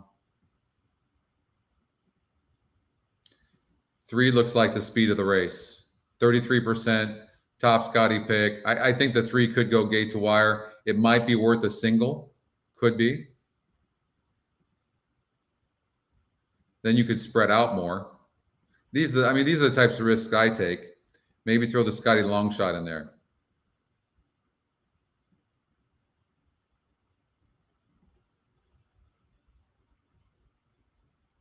I think the 6 could get away. Channel maker, you have to use the 6. EquinEdge morning line as well. And then I don't have anything on the 8th race.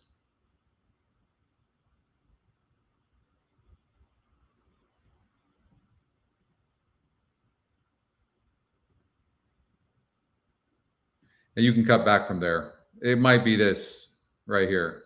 You might single the 3. Okay? That's a $48 ticket.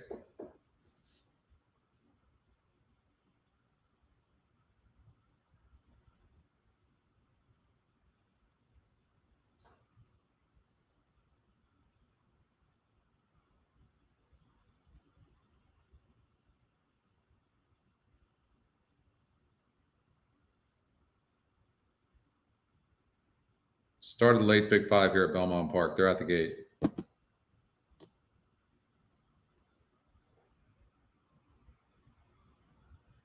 Oh, the 7 does at Indiana Grand.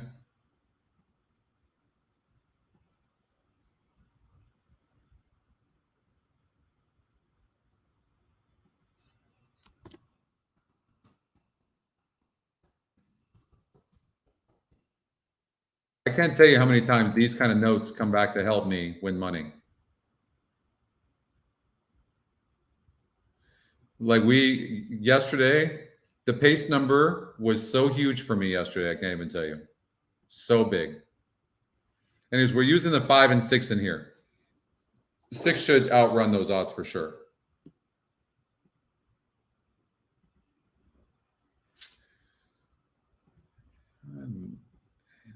Let's see here.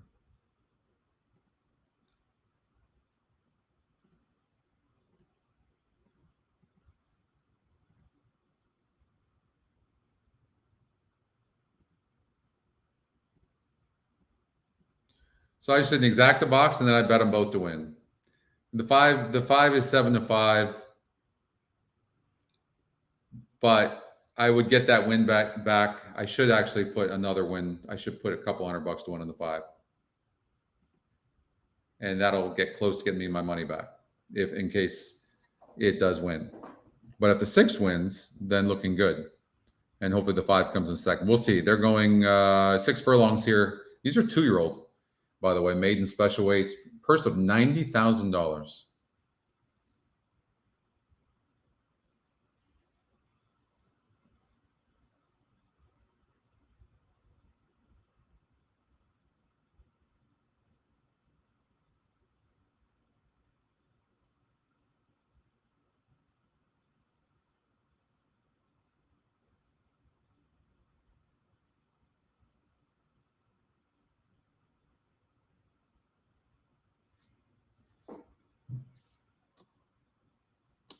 In the quarter win in 22 and 3/5 seconds. Sky and Sand leads the favorite here. Matt Doyle. It's Sky and Sand in front by 3/4 of a length. Matt Doyle's on the outside in second, fishing for fun in between horses. Here comes the 4. Shansu. Really running good. I think one of you liked that horse, right? Lola, you like the 4. And for the back, it's our boy Cheekum. The 6 never ran. 5's going to win. Matt Doyle on the outside, and the 2 of them are together with Zandon moving into third as they come down for the 16th pole. Here's Matt Doyle with an arrow. Oh, maybe not. Oh, it's going to be close. Charging up, and it's going to be 2. the first-time starter. First-time starter, Zandon. From off the pace, and he covered 6 furlongs in minute 10 and 3/5 seconds. Oh, he did? Did he? Well, Steve uses the Scotty pick. Hey, good for him. What all the Scotty for which track?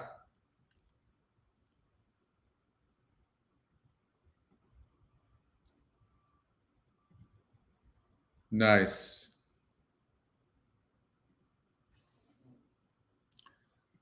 Will Rogers, race number 4. Let's see if I had any notes.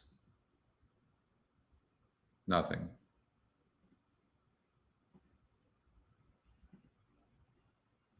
Nope. All right, Laurel Park, race number 4. Got plenty of notes there.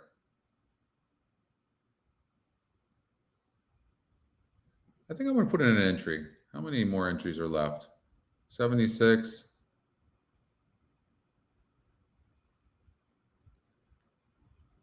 Yeah, I'm sure I'll do it.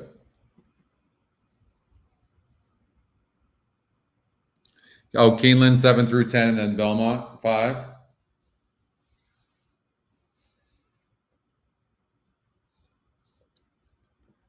That's pretty cool. It's actually really neat. All right, Laurel Park, race number 4, 2. EE morning line negative on the 2, who was scratched, so never mind that. See, I didn't like it. 3, Scotty Longshot, GSR changed 10 points. Looks like the speed.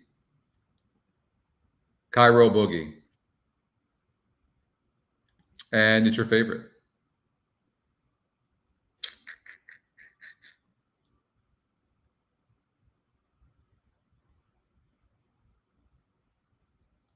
How to play this. How to play this. Let's see if we can make a pick 4 naturally without having to play so big. So it's singling the 3. So it's not that I think the 3 is a single, okay? It was, I thought the other races were wide open and that was a horse to maybe try to single, is all it was. 5 is the speed here, Miss Headley.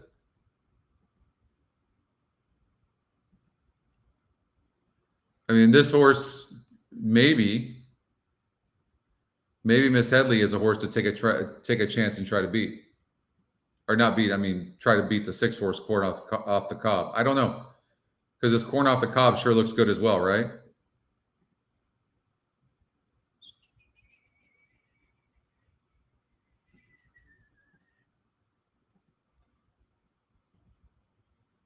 And the 2 comes on as well. Joyful Noise. You guys see that? So we should, oh, it's a Scotty Longshot too. All right. 5, 2, 6, 5, 6, 2. So yeah, so in Laurel, I mean, the 5 horse probably worth 45%. Scotty's second pick, 2-1 EquinEdge more in line, 3 wins in 1/3 and 4 tries the surface and distance and is the speed of the race. Why not? In this race, we're not using that horse. We're not using that horse. 2 is the speed of the race, premier choice. Can this horse go gate to wire? What do these others look like? Not great. Not great. So when you like a horse maybe for a single, look at the other horses and see what they look like. This 2 horse could go gate to wire. Look, you want to do a small ticket? There you go. Something like that. Then you can come over here and you could just cover all these horses who are all getting bet. You can do something like that. Number of ways to play it. That's not a bad ticket right there. Which race, Fred? Which race?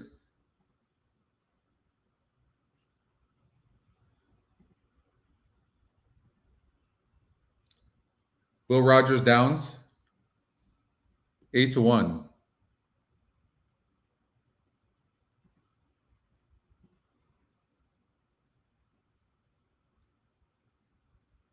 Is that the one we talked about?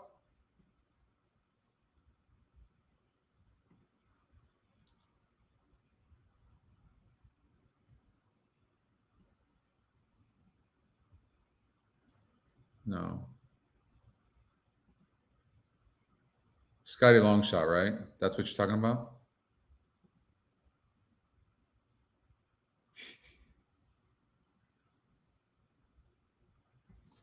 I mean, you see, we've had a few people say to me in the industry that they were worried that this would drive the odds down, but we're all playing different stuff. Do you guys notice that? It doesn't change the odds. Do you guys think that anything here changes the odds? It just doesn't do that, right?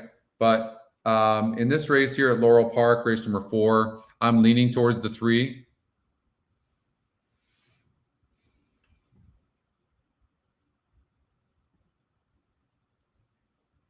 The three is big on pace. You see that pace number right there? That's right now with what we have. It's only giving 1 horse. Maybe sometimes it'll give 2.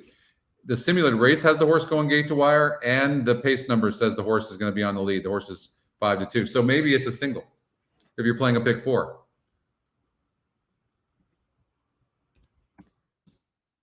Maybe single that horse too. Maybe it's 3 singles. How about this?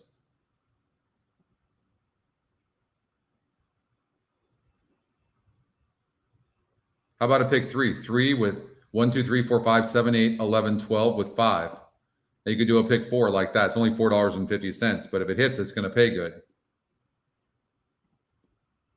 Trifecta for $4. We're going to single to 3.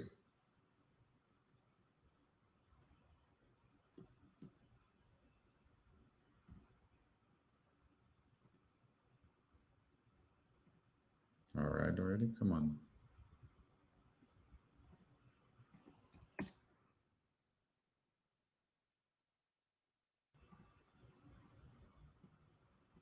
You probably have to do something like this.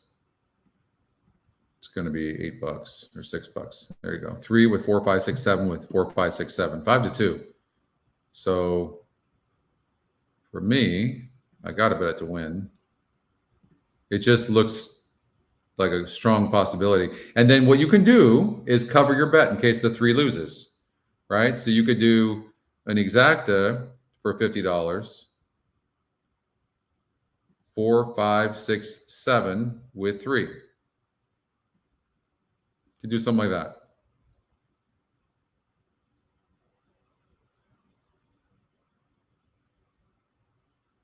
Wow. Yeah, I'm sure going to try. I'm trying to figure that out right now, Bill. I don't have any set plans yet, but I will let you know.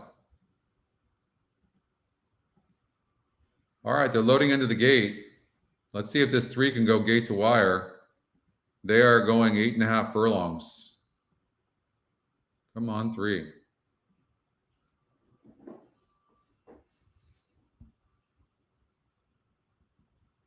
Bit of a Cairo boogie.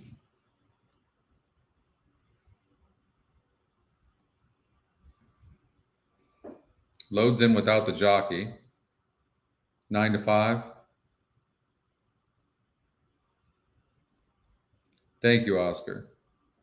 Good luck to you guys. Jump free in. You see how the horse, the 3 horse, is kind of chomping at the bit? It's usually a sign that that's the type of horse that needs the lead. So we want but can get brave on the lead. So we need this 3 to clear. And I think the 3 can. Hopefully the jockey knows that. Come on, 3.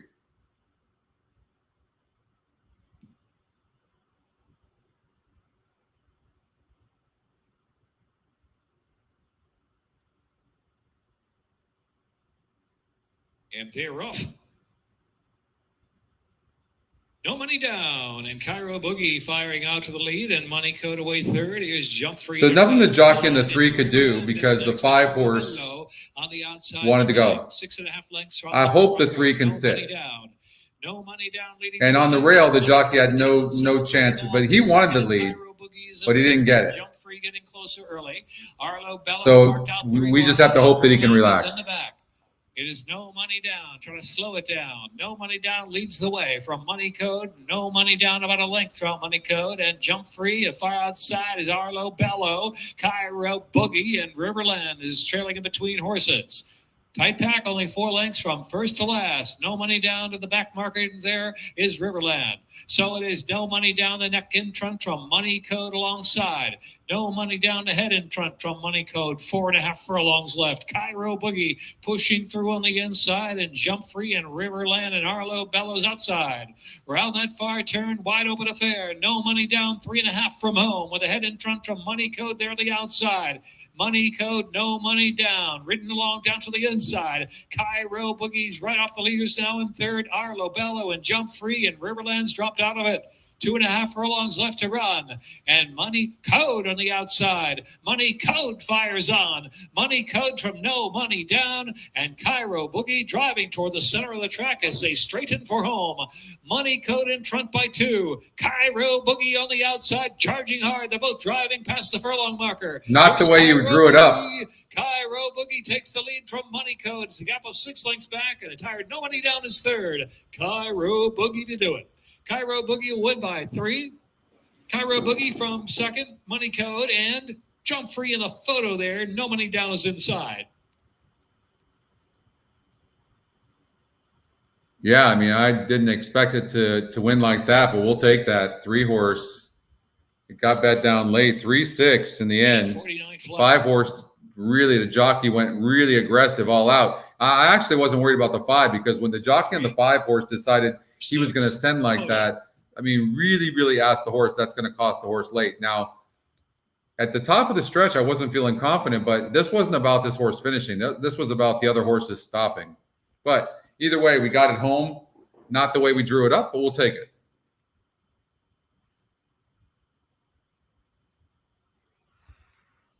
Caro Boogie up 2-1. 2-1. So drifted up a little bit, which is great. And got the trifecta as well, right? The 6 horse at 9-2. I didn't play it. I wish I would have played it now, but I didn't end up playing it. Woodbine, race number 4. We got Gulfstream Park, race number 4. So we got to get out to Gulfstream. Let me see if I have any notes here at Woodbine. Sky Longshot seems like the pace in a wide open race. EE Morning Line may hurt the 9's chances. 9's tactical, though. You know, just as a long shot play, you might want to just bet a little bit on the 3 horse who could have an easy lead. But 9 is fast and tactical as well. The fact that the 3 horses is Scotty Longshot as well and looks like the pace makes me like it a little bit. But look at this. Top win percentage is 18% on a horse that's 13-1 right now. Who looks like it needs the lead, and I don't think can get the lead. So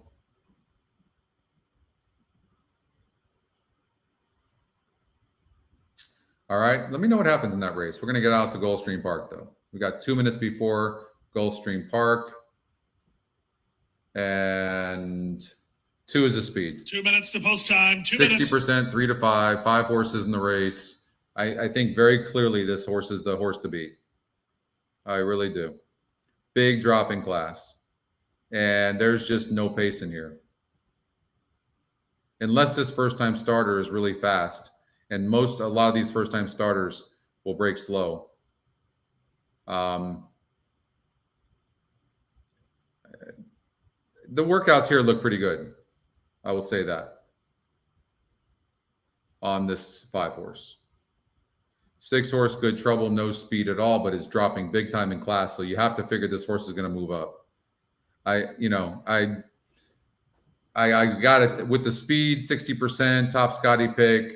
You know, these horses can stop, but you got to believe this horse is the horse to beat. So how to make money? Oh, it's pouring rain at Woodbine? I am not the best wet track player, I'll tell you that. Although on synthetic, they don't classify it that way. Good trouble. 3-5 on Laura's Lady on the EquinEdge morning line.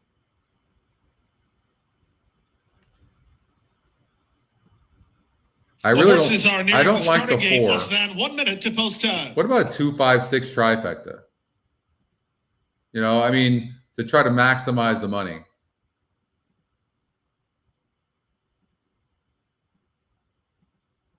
Two, 5, 6, 5, 6.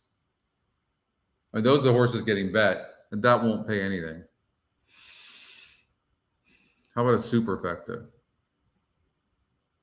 2, 5, 6, 5, 6 with 4 and 3. How about 4? Just take a chance. Okay, you could do something like this. 2 with 5, 6 with 5, 6 with 4. And then you just bet the 2 to win to get your money back.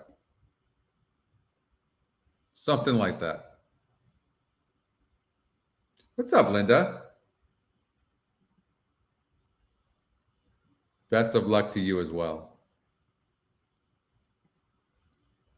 All right, they're on the track over at Keeneland for race number 4. 6 minutes to go. There's a elusive target. And the horses have reached the starting But we're going to stay here at Gulfstream Park. Time. Watch this race here. We're rooting for the favorite. Goes into the gate first. Who's very fast. Inside horse Laura's Lady on the class drop. Facing a couple of first-time starters, which you never know about. Class drop for 6. Good trouble. The daughter of American. That makes her the 3 to 5 now on the 2 horse. who got bet late.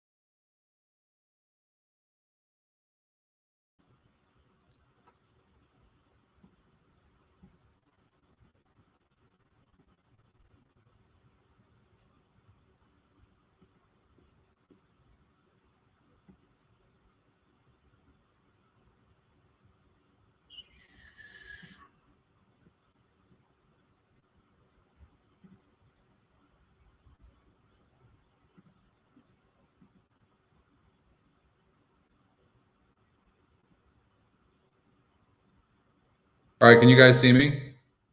We're back. I have no idea what happened. The 2-1. Okay, good. Who got second? 2, 5, 6. The 4 get third, fourth? Oh. Oh. We needed the 4 horse for didn't we need the 4 for the superfecta though? Oh my God.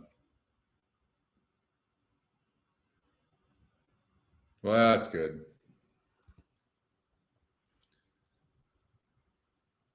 That's good. All right. Let's get out to Keeneland. All right. We're all back. Thank you guys. Hey, Colin.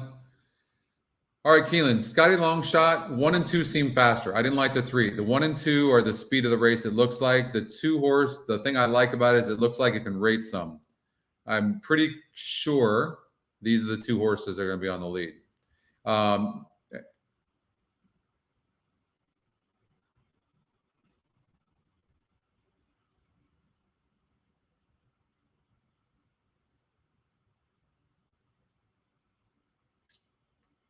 I know the 2 is dead, but I didn't feel like, 12-1 and the EquinEdge morning line's 12-1, but I think the 1 can really sit a good trip. I think the 1's the real deal. And I just thought the 7 horse is a hard read.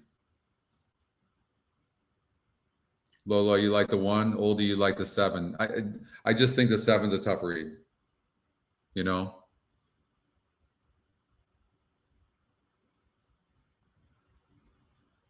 So I'm surprised to see how dead this 6 is, but and maybe the 6 is not that good considering it sent this horse to Prairie Meadows.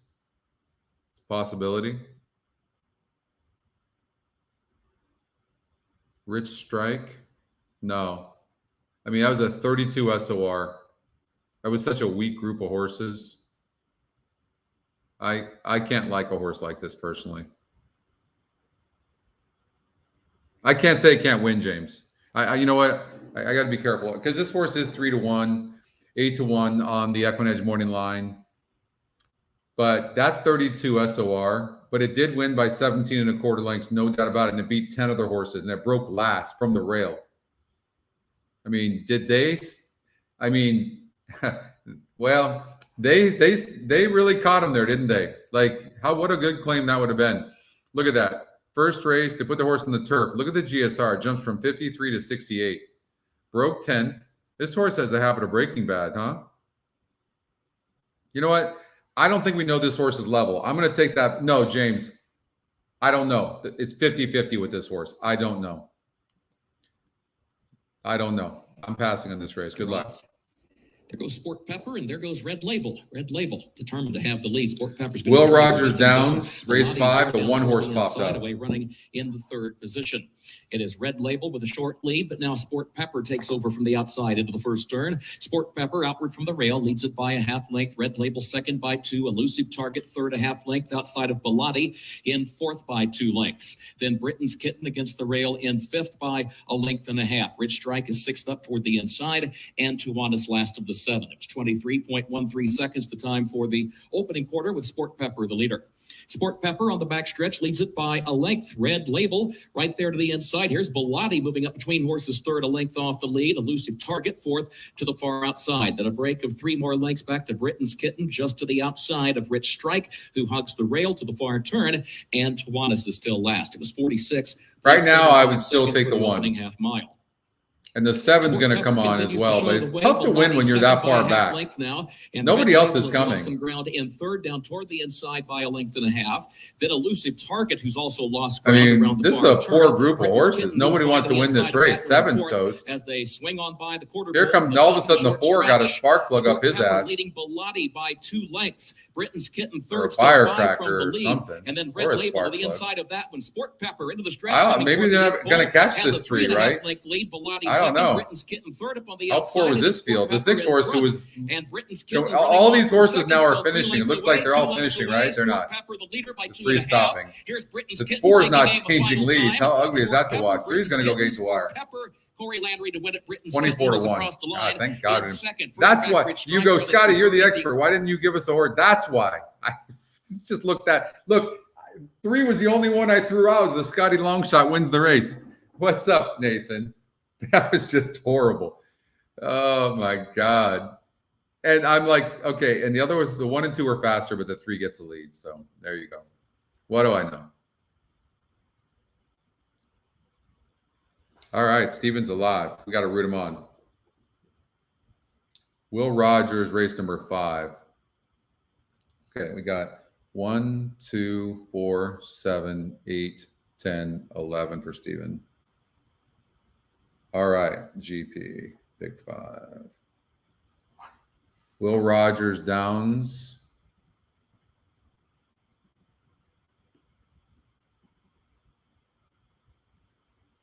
And the system says the 1 horse can run. 19%.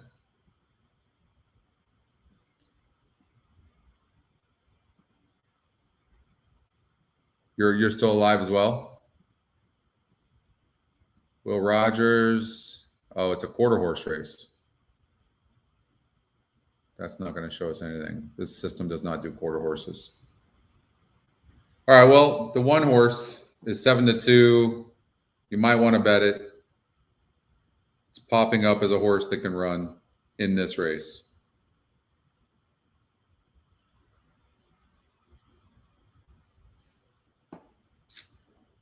All right. Oh, Joe, I forgot. Joe, are you leaving right now? You want me to do this? Did you want an early or late pick 5? I can do it if you're. I completely forgot about it. So sorry. I should have written that down. Early pick 5. I don't know if you wanted an early or late.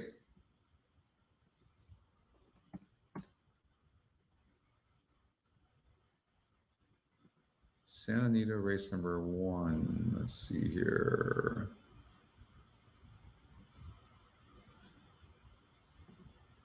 Any pace. The 3 and the 6 are the pace. So maybe throw them in there early. Okay, so I'm going to do this real quickly for you. Let's see here. Top GSR. This horse is getting bet.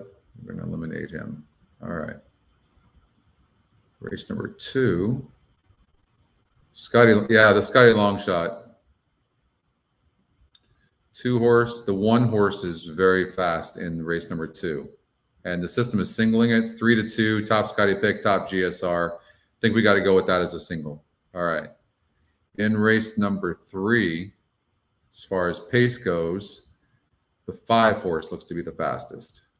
So we're just going to add the 5, even though it's only 2%. Sort the GSR. We're using all the main horses. Are we using the 9? We're using the 2. Scotty long shot. Get rid of this thing and get rid of that. And yeah, I think we're good there. Last race there. How fast we can handicap. You think there's a better tool out there? There's not. Okay. Santa Anita 5. Okay, who's the pace here in this race, by the way? The 1 is the pace in race number 4. 1 with speed. Okay, race number 5. And maybe lukewarm, the 1 is the fastest horse in the race.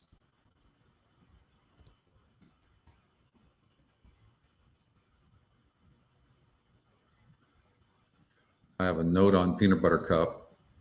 Very nice looking horse. So I was really impressed with the way this horse looked. I don't give a lot of notes like that. This horse breaks from the 10 hole again. Not a good breaker. Just a really tough one to use. I think we could try to beat that horse.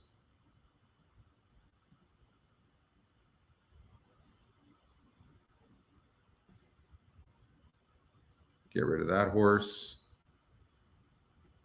Add that. There you go, Joe. That's the ticket.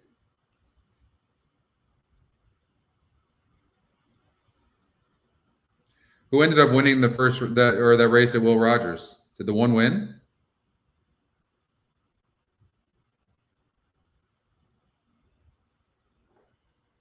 Right, we wanted the 1. Did it win? Anybody? I didn't watch the race. Oh, 9-1. Ah.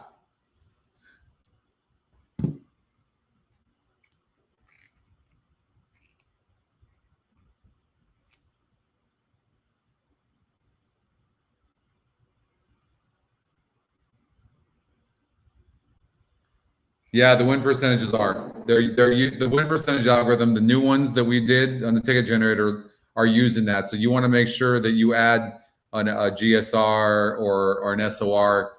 You want to make sure you do that on your own. Belmont Park, race number 5. I took a picture of that, right? Yeah. 3 is a speed, but is he ready for older? All right, so we got the big race here. This is the Vosberg Stakes. And I think the 3 horse, I think the 3 could go gate to wire.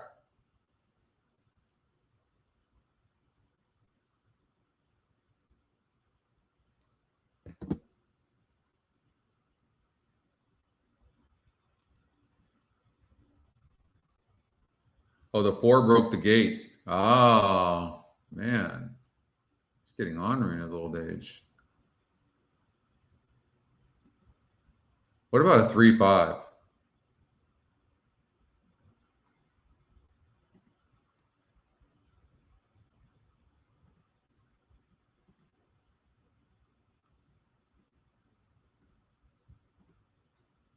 I'm saying I think the 3 is going to go gate to wire.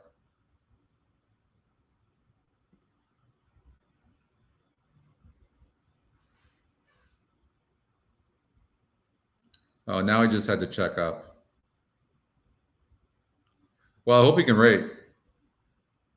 Take over the lead. It's following. I really didn't think Frenzy Fire would be that close. Frenzy Fire's on the outside. Baby Yoda is down at the rail, and Good Effort is fourth. Following. Well, we're going to find out how good Baby Yoda is right now. Baby Yoda remains in third, down towards the rail, and Good Effort, the quarter 22. Frenzy Fire looks all out. Following C, by a length. Frenzy Fire on the outside in second. Then Baby Yoda and a Good Effort as they come for the top of the stretch. It is Following C who has the lead here. Frenzy Fire. Here comes the 3, Baby Yoda. Baby Yoda is down at the rail. The half won in 45 and 1/5 seconds. Following C has now opened up here. It's Following C in front by 3. Then Frenzy Fire, Baby Yoda, and Good Effort. You know, I really Following like C, that horse too. pouring it on here in the stretch. Impressive to win the Grade 2 Vosberg. Yeah. Following C. Well, to be fair, the 3 didn't break good, but 5 was live. 5 was definitely live.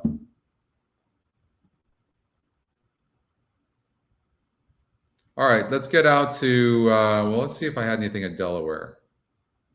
Did I like anything at Delaware? 4 looks like the speed. It's got a low win percentage, but it does look like the speed. Let's run the simulated race.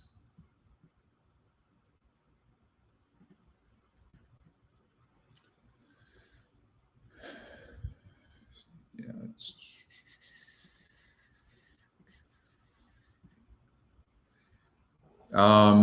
yeah, I mean, it looks wide open on the simulated race, but the 4 horse probably is going to clear early. So it depends on the other jockeys. Yeah, nice call, Lou. Muchacho Macho.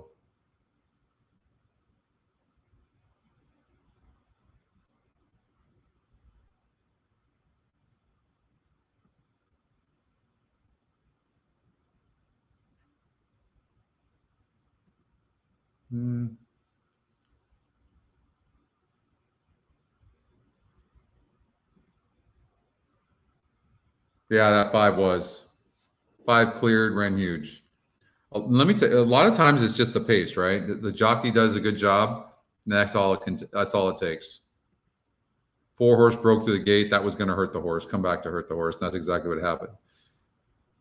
End dog gets all.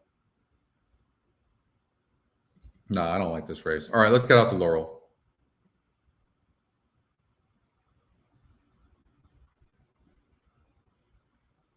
All right, Laurel Park, race number 5. Looks like the speed on the stretch out is the 1 horse, Irish Snow. And the GSR jumps up 3 points, so that shouldn't be a problem.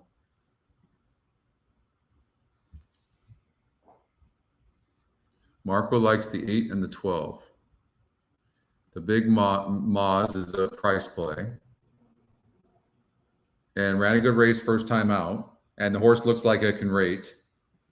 And in a wide open race with the top win percentage is only 23%, I couldn't fault anything you would choose in here. I will say this 2 horse, who's 23%, 8-1 on the morning line, is 6-1 on the EquinEdge morning line, unorthodox. This one broke from the 11 hole last time out over at Colonial Downs, broke 10th and didn't run bad.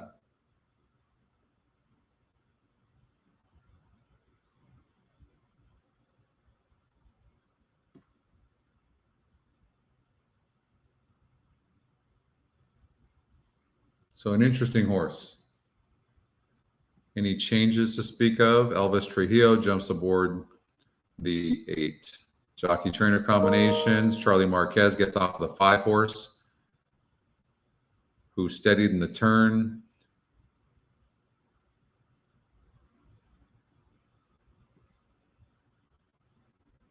And this horse just like this is a big step up. 13-1.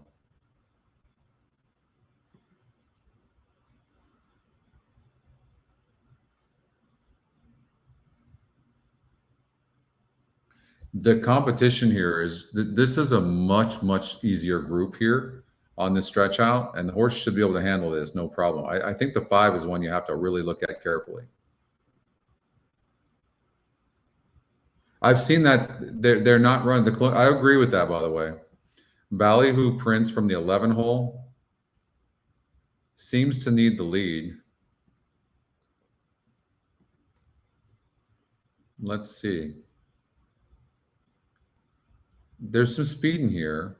Definitely gets the lead, but the 1 is very fast as well. 11 continues to have the lead and is right there. It looks like the 8's a really good finisher, and so is the 3.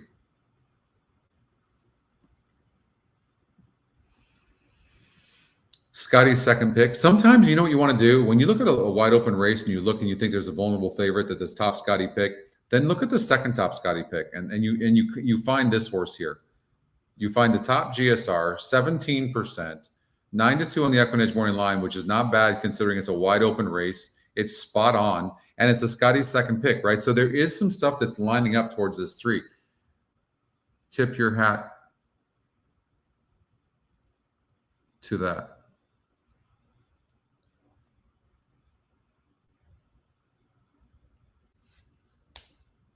That was been facing much tougher horses and dueled last time out before stopping. Often when a horse goes over and duels and then comes back, they run a better race sitting. And I highly doubt this horse is going to duel this time out. I really do. Gets a new jockey as well, which is what you want to see. Jockey trainer combination is good. I would imagine that, like, if I'm betting one horse to at least be in the money, so sometimes you can't be lazy on your wagering. You have to go, okay, I'm gonna bet this horse to win, and I'm gonna do exactly what the horses I think can win over that horse, right? But I would imagine this horse is gonna run good. Look, you can throw out the race 2 back.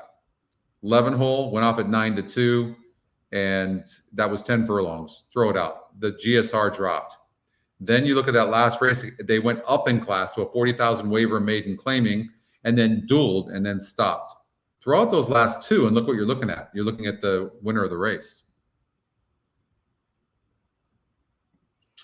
I wanted to throw this Scotty long shot out, and because the EquinEdge morning line wasn't any good, but this horse looks like a horse that wants to go 2 turns and is getting bet as well. So I'm glad I saw that in my note. The 11's burned money. And the 1 looks like the speed on the stretch out. So this horse could get brave on the stretch out, and the GSR goes up. So I would probably do like a 1-3-10 exacta box. Well, I am going to do a 1-3-10 exacta box. And I'm going to bet then I'm going to do a win on the 3.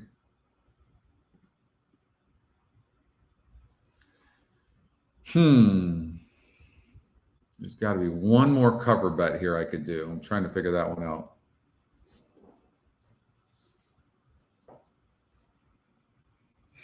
So, okay, so just hunch bet Badger Tooth. You know those damn things win all the time, Colin. Steadied. By the way, this horse steadied in both races.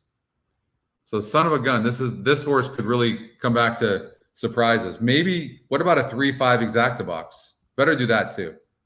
Yep, exacta box, 3-5. I can see that. You know, I'm glad you pointed out that hunch bet, because look, faced better horses last time out, didn't run terrible, and steadied into the turn.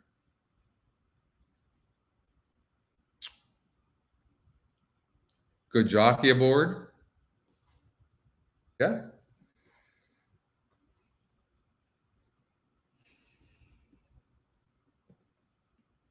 All right, they're coming to the gate, but yeah, I could definitely see the 5.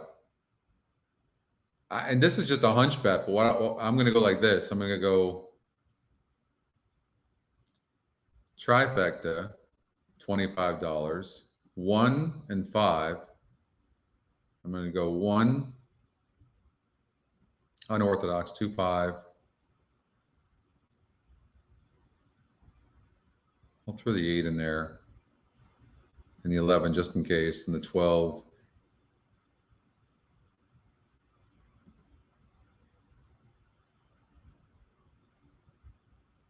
I got it through the 10, and I'm going to put the 3. So now I've covered, now I'll do this for smaller, but now I've covered this 3 horse for the first, second, and third spots.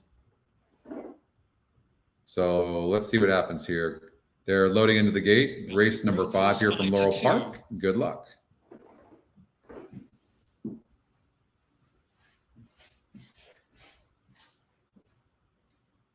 Tip your hat to that. Moving in. Gambling Man.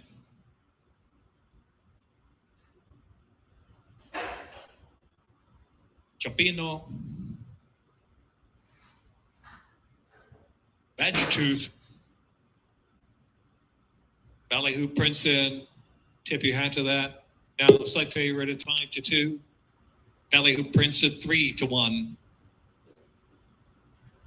With a couple left to load. Criticize. And Tiddlywink.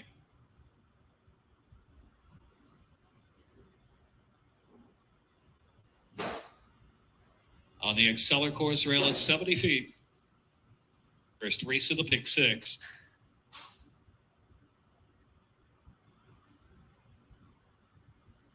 And they're off. Chapino is slow to begin.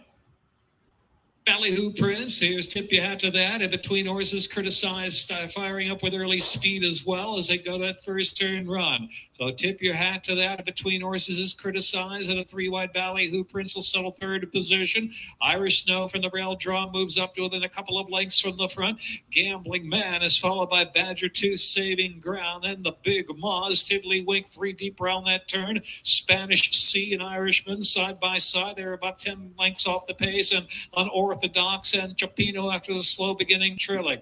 A race on the backstretch, and leading the way is Tip Your Hat to That. Tip Your Hat to That. Justin Eck in front from Criticize in second. Ballyhoo Prince follows out in the clear. Irish Snow down inside in fourth. Gambling Man is in fifth. Then it's Tiddlywink and Badger Tooth. I don't know what's up with them. Big Moz, Spanish Sea, Irishman racing back of the pack with Unorthodox and Chapino yet to move from the back.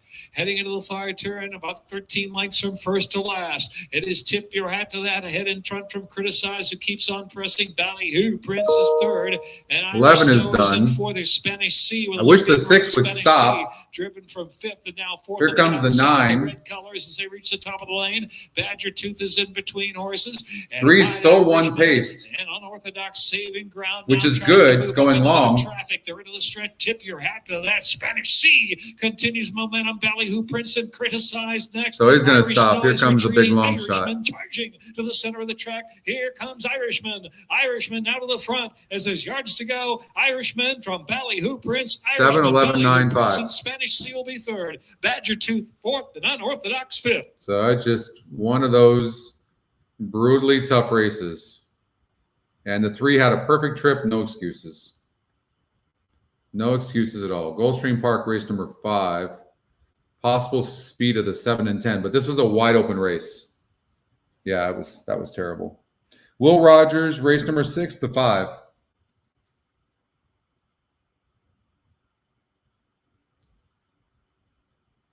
We're rooting for Steven here at Gulfstream Park. Real quickly, I'll be right back.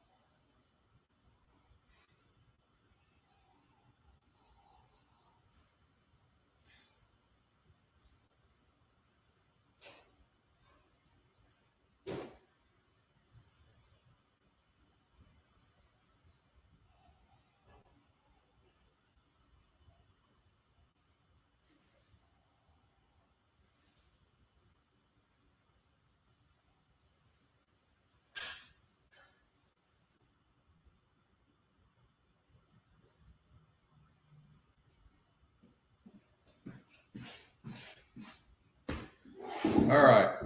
Got my coffee. Get a second wind here. Okay, so Steven has the 1, 2, 4, 7, 8, 10, 11 for the pick 5 here at Gulfstream Park.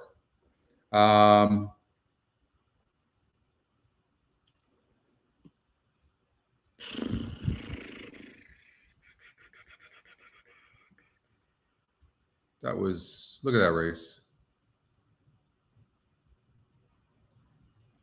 That was ugly. Had everything we wanted from that 5 as well. All right, we'll get out to Keeneland here, 6 minutes, but we're going to stay here at Gulfstream Park for this race. And, you know, all I've got is the speed. The 7's fast, no doubt about it, but now it's going on synthetic for the first time.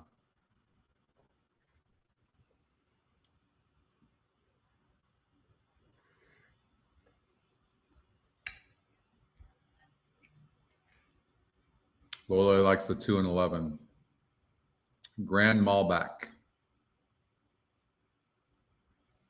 from the 11 hole. The rail. Oh, it's on synthetic. It's narrow. Going to be tough to win from there. See if the simulator race tells us anything.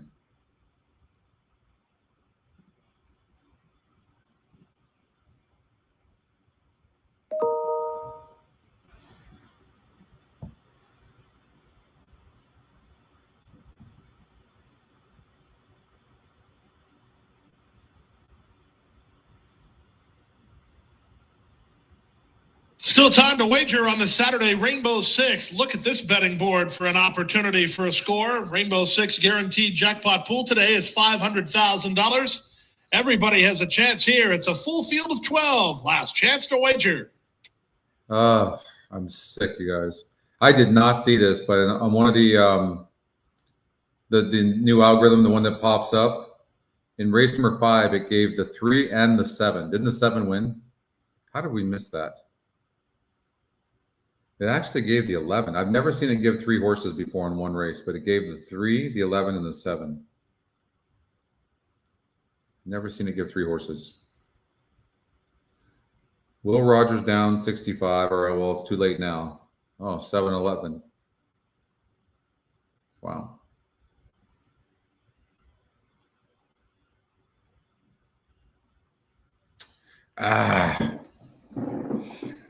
Missed that one.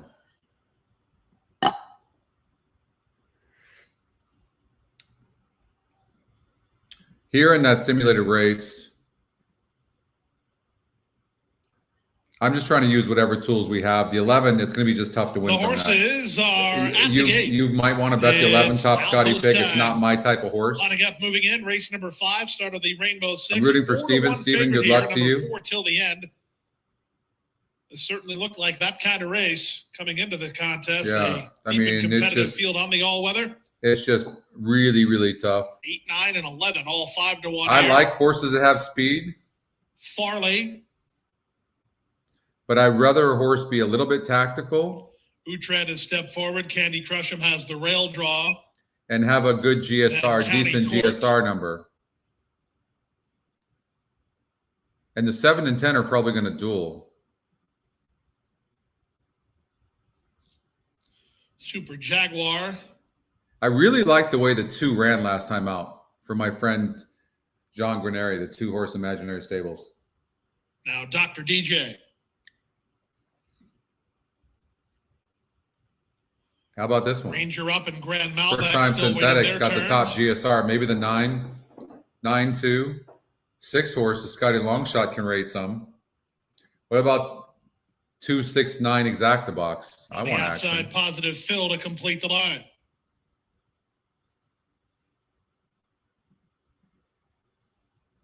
Positive Phil and the 5th. They're in the gate.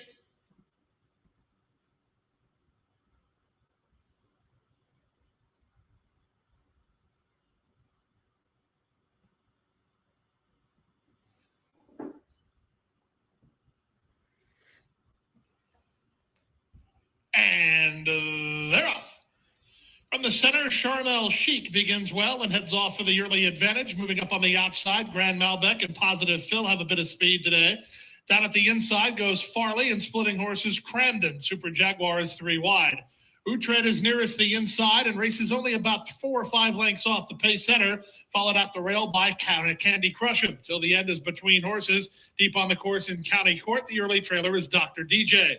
Loose now, Carlos Lugo and Positive Phil kick clear to a Well, I'll tell you what, if you like the 11 horse, the 11 got a pretty good trip. Malbec is 3rd, Farley is 4th. 5th is Super Jaguar. Utrecht is 6th. 7th is Cramden. 8th and out wide, Ranger Up. Racing 9th is Till the End. 10th at the rail to Candy Crush'em. That means County Court is 11th. And 12th and last is Dr. DJ.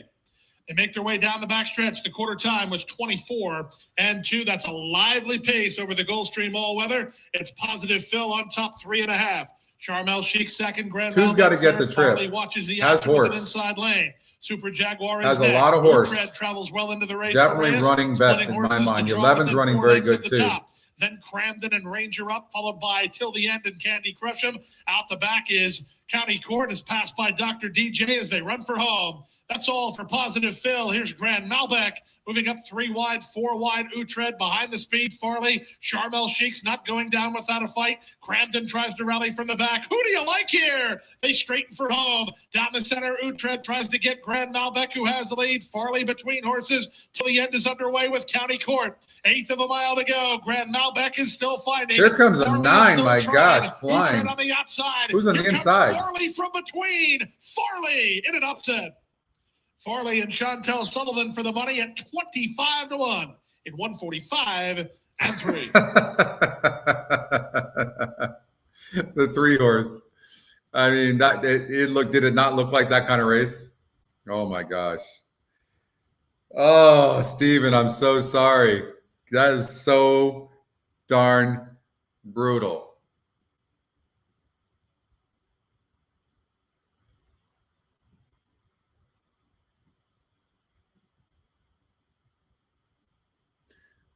So Belmont, so Keeneland race number 5. Let's get out to Keeneland first. They're at the gate. Wide open race. 1 horse might be the speed. Jack backed.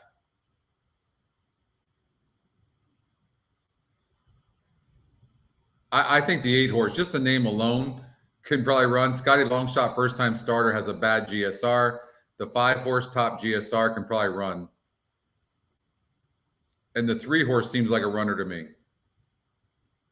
So based on what I'm seeing, 3 and 5, but let's see what happens here. Press the issue as well. So classic moment, outward from the rail, head in front, but now here's Jack backed up the inside to press the issue. Then a break of 4 more lengths. Strava tucked away down toward the inside quickly in the 3rd position, a half length as they head for the far turn, followed by Switzer, who's between horses running. Yeah, he was. Outside. It's a bang, bang, go 6, 1 lane off the rail. Leslie Chow 7th to the inside of that one.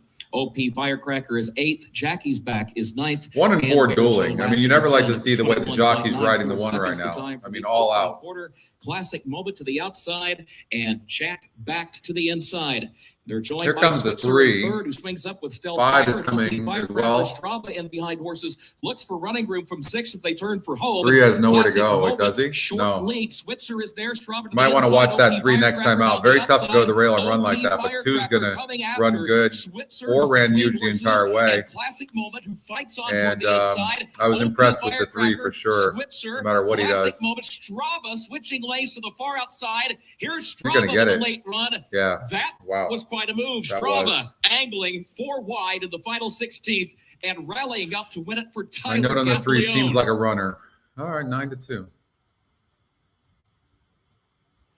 Ran huge. Strava, the number 3 horse at odds of 9-2, coming from over the top to get this victory, doing something that is not easy to do on this dirt course here at Keeneland. That has come from off the pace, especially for an inexperienced colt like this. First time out for Sienna Farms. Good effort. Okay, so I think I'm going to play this. Why not? I'm going to buy an entry into this here. And it's a live tournament. So you guys get to be a part of this. So you guys can help me get a BCBC entry. So Belmont Park race number 6. kind of throw a little bit of a twist in here, and we'll have some fun with this. All right. All right. 3 looks like the speed. Mystic Eyes.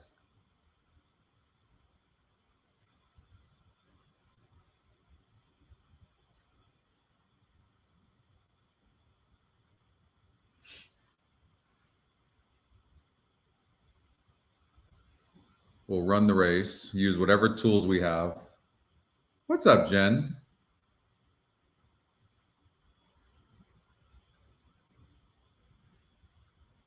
So, does look like the 3. Number 3, Farley was the winner. There is a dead heat for second. More on that in the 5th race place.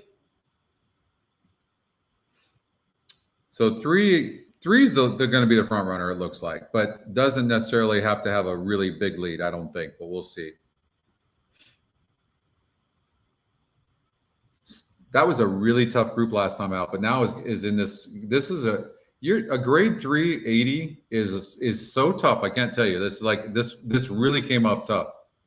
Nothing wrong with this horse. Went off at 6-5 in this non-graded stakes race over here at Kentucky Downs and broke last from the 11 hole, which the 11 hole over Kentucky Downs no big deal. But you have to figure that horse can improve. How about the club? What's the strategy? Right, you got to be thinking of strategy as well, especially in these live tournaments. How would you guys play it? Scotty long shot. 3-1 right now for Joe Sharp, Luis Saez.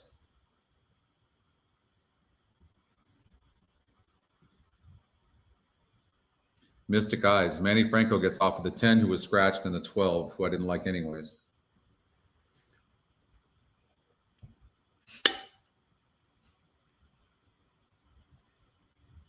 Broke 8 and almost went gate to wire.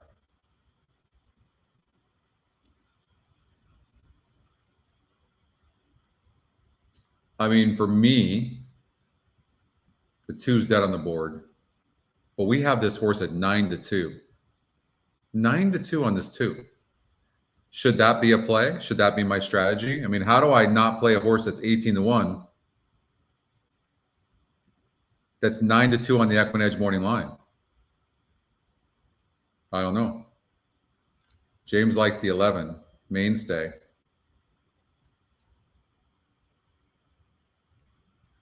Well, I have to put in a play. I think I'm going to go with the 4.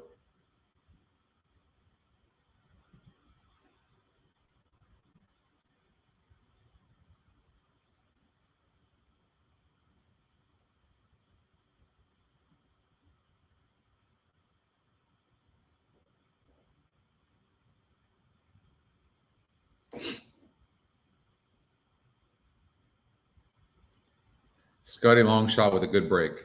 Scotty Longshot does so good at Belmont Park. But yeah, I think I'll make that my play. Delaware Park, race number 5-5.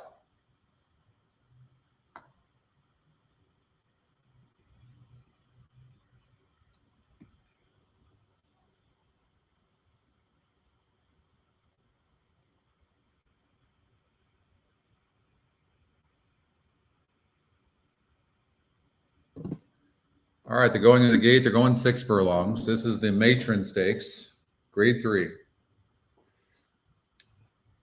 It's BCBC.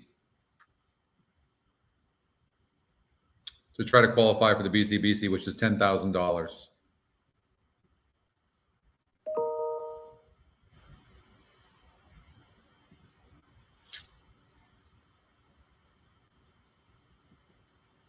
How'd that 5 do over at Will Rogers? No good. 6-1.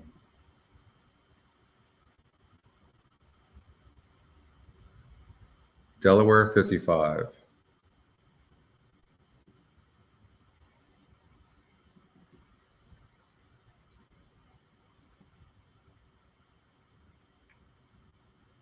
Nine to 2 on Jag.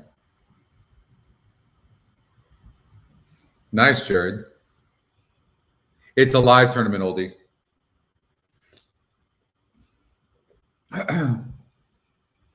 Yeah, the GSR. I noticed that. It was on fire yesterday too, Jared.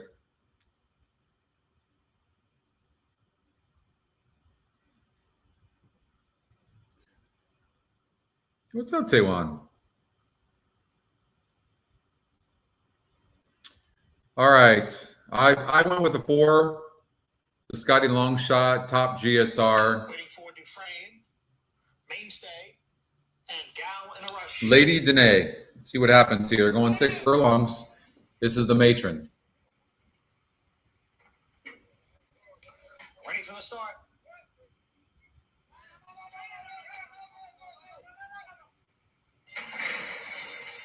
And rough. And they all came away to a good beginning. Mystic Eyes has come away with a narrow lead. Lady Danae is right there as they move up the backstretch. Making My Move is right alongside of Lady Danae. And then it's Bubble Rock, who's on the outside in 4th. Dufresne's in between horses in 5th. The club moves up from the rail in 6th. Mainstay is next in 7th, followed by High Arabian in 8th. And Gal in the Rush trails the field in 9th. As they go around the far turn, it is Mystic Eyes leading by 3/4 of a length. Making My Move on the outside in 2nd. Then it's a length and a half to the favorite Bubble Rock, who's on the outside of Lady Danae. Another 3 lengths back to the club in 5th and Mainstay. They come off the turn and into the stretch, and it is Mystic Eyes, and on the outside, here is Bubble Rock. In between those two is Making My Move, farther back the club, and Lady Danae, and they're moving for the 16th pole. Down on the inside, Mystic Eyes. On the outside, Bubble Rock. Here's Bubble Rock with a late surge and a late move from Gal in a Rush. Bubble Rock wins the 100. Wow, that 12 horse of the matron was 29-1. Bubble Rock gets the win though. But if somebody had that 12,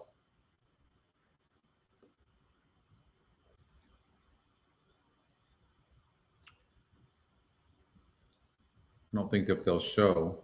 Did anybody have that 12? Yeah. Bruce Kramer. He'll be in the lead.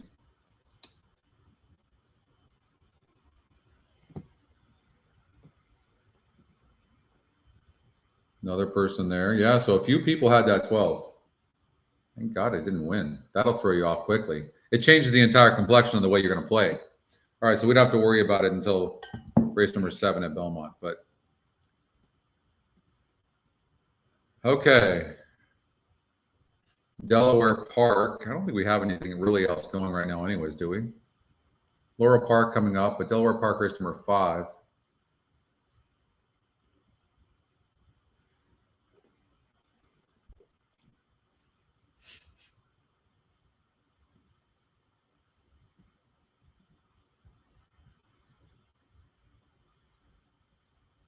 Well, the 9 horse is the fastest horse in the race, Jared, and usually gives up late, gets Flavian Pratt aboard, who's off the 1. 39% jockey trainer combination with Chad Brown and Flavian Pratt.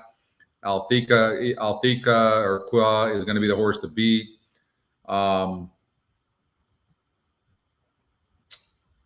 So this starts the pick 5.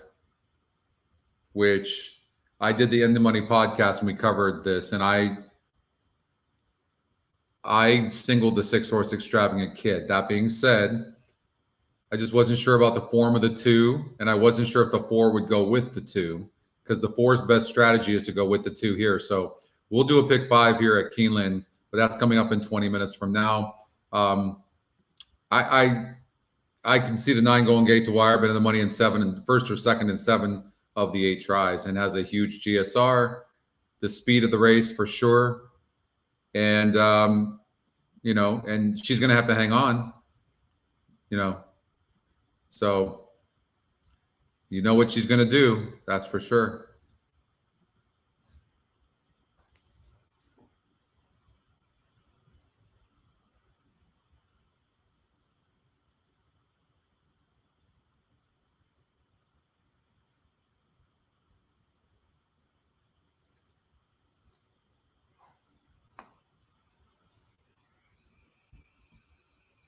So we have Delaware Park 55. Jag. And let's see. The 10 and the 1 are the fastest. So I'm just going to blindly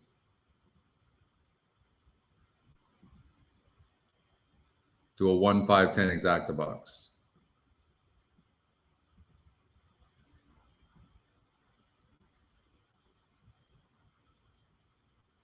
And do a win in place on the 5. Because the 1 and 10 have equal pace numbers and they could duel with each other, right? So they're at the gate over at Delaware.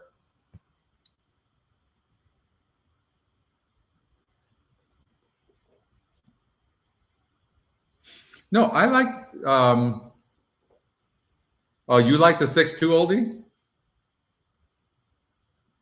The 2 is 3 for 3 at the surface and distance, though, in that 6th race, and could be just the lone speed and be impossible for the 6 to catch. But the 6 is the best closer, an 8-year-old, right? So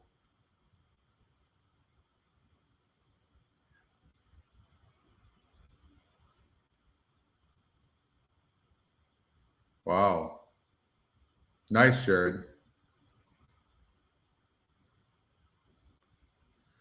All right, let's see if this 5 can run at 10 to 1, Jag. It never hurts when you have a Scotty long shot that is also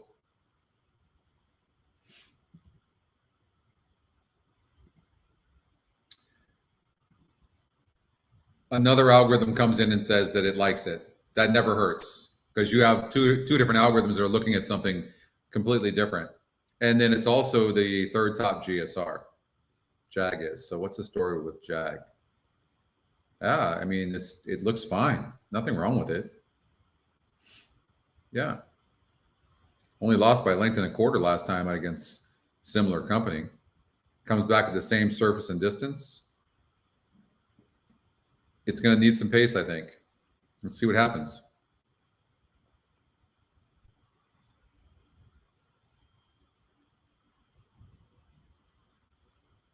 They're all in. Locked up. And then we'll go to Laurel race number 6. Away, yeah. 5 broke beautifully. Nice looking start.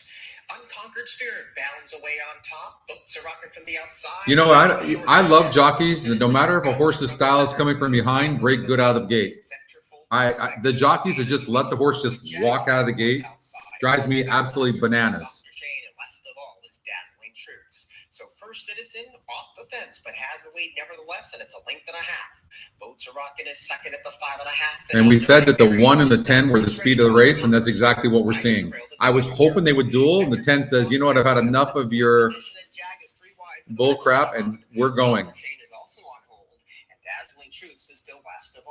So now Boats are rocking takes over the lead, and the lead's an act. But First Citizen is right there trying to counter the attack in second, and still pulling hard is Unconquered Spirit. Mendoza having to slam on the brakes a couple of times, and Centerfold Prospects 2 lengths off the speed in 4th.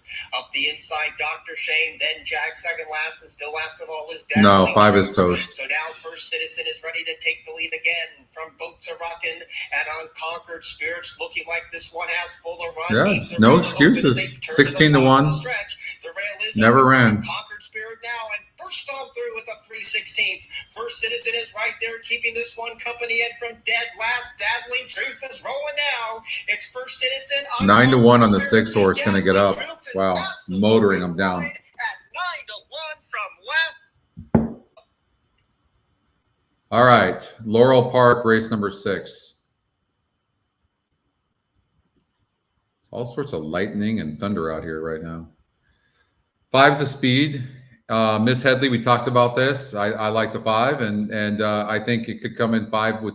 I'm going to do a trifecta. I'm definitely betting this 5 to win. And the horse is now at the gate for the 6th race.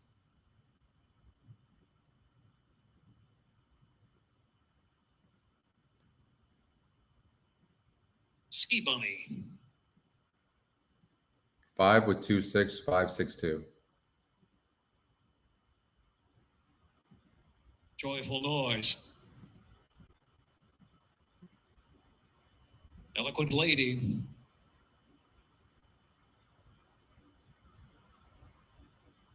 Grace Isabella.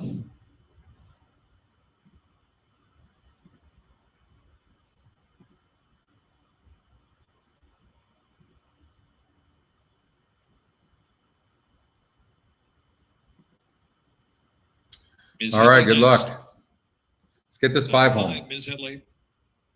Corn Off the Cob. And Calypso Ghost. And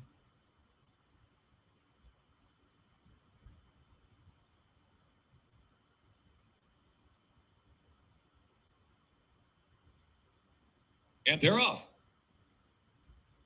Calypso goes sharp beginning. Ms. Headley is Corn Off the Cob in third position early.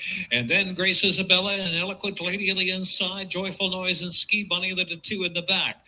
8 lengths from first to last as Ms. Headley goes along with that speed half length, and Calypso goes. I was really hoping the 7 didn't have this kind of speed. Otherwise, the 5 would just have an easy lead. Grace Isabella on the outside. Grace Isabella is in 5th and 6th to close in into the turn. But it did, and that's really too bad. Still the 2 in the back. That's unfortunate because the 5 would have just been clear easy.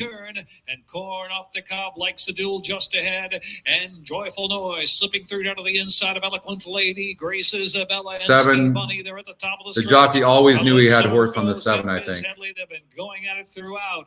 A gap of 3. Corn Off the Cob. Come on, 5. Come back. In third, and Joyful Noise is in 4th. Calypso goes still going strong though from Ms. Headley. Calypso. Come on, girl. Come back. On the inside, still trying to pick them up is Corn Off the Cob, getting little by little outside. Here's Corn Off the Cob. That 5 wins for fun if that 7 doesn't go. You should put a note on that as well.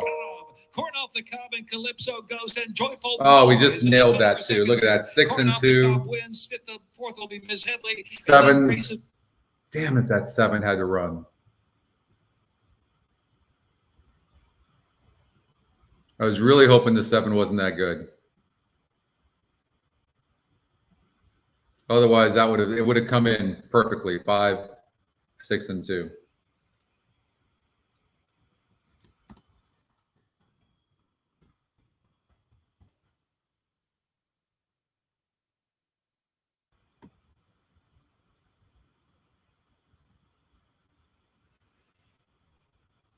All right. Gulfstream Park, race number 6. Let's get out there. 4 could come out running, 28% wins. Scotty long shot, price play, EE morning line, top GSR by far. 4-1 right now. Risk versus reward.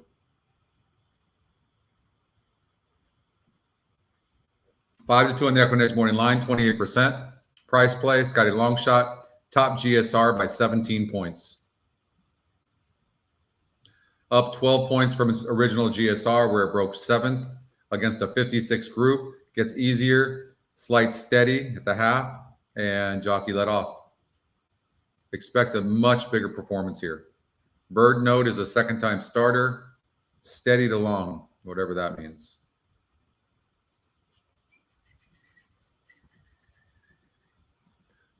And there's been a layoff on the 4 as well. Yeah, GSR was killer yesterday and today. I just got to believe the 4 is going to run better.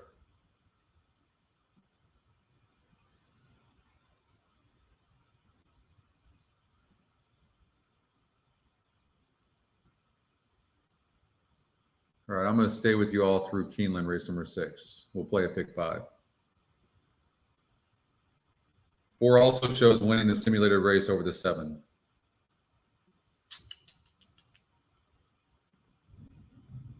Two is a first-time starter, 9-5 on the EquinEdge morning line, 37%, top Scotty pick, has a good GSR, good connections.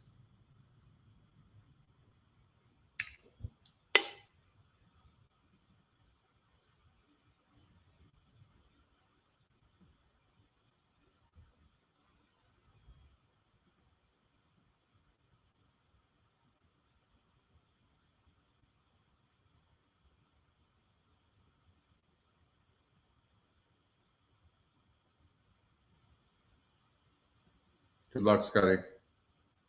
Good luck, Cindy. All right, Gulfstream Park 6. I mean, it's got to be the 4, right? 2's on the inside. I'm sure the 2 can run. 5 horse, should improve probably. It's those horses. I don't really see anybody else.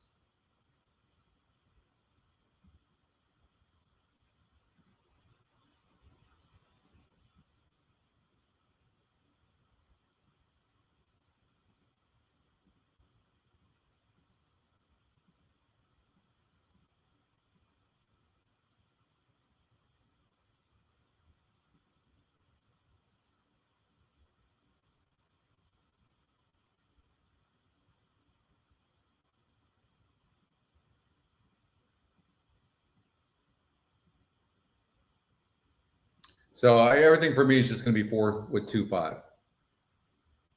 After this race, we're going to go on to Keeneland and do race number 6. We'll do a pick 5, and then I'm going to let you guys go.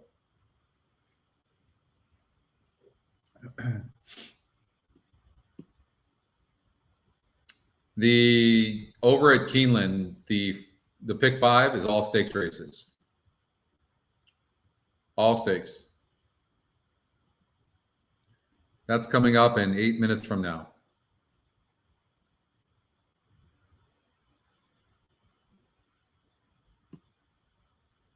All those picks, all those tips, everything, you've got better information right here. You just have to make the right decision.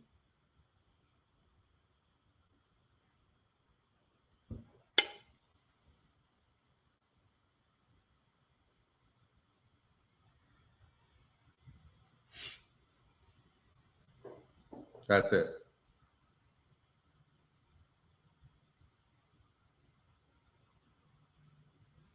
I mean, we can't forget that this, yeah, I mean, it's 9-2 from an 8-1 morning line, 5-2 on our morning line. It's that GSR is 17 points higher than the 5. That's such a big number. Let's see what they look like. 2 looks okay.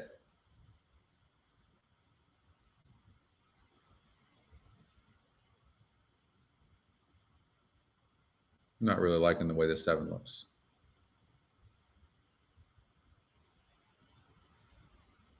Does it me or does it have a long neck? Still beautiful though. Horses are the most beautiful animals there are.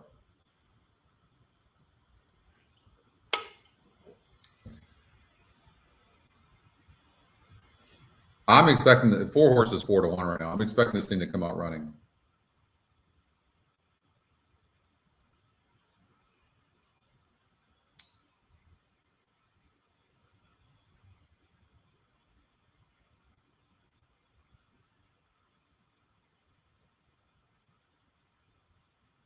Six horse at 9-1, Marco. Good luck.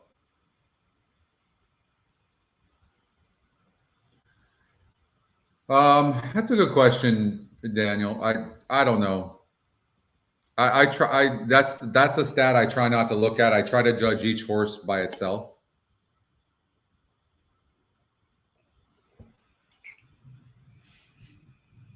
That's why we give metrics and not statistics. The horses are at the gate.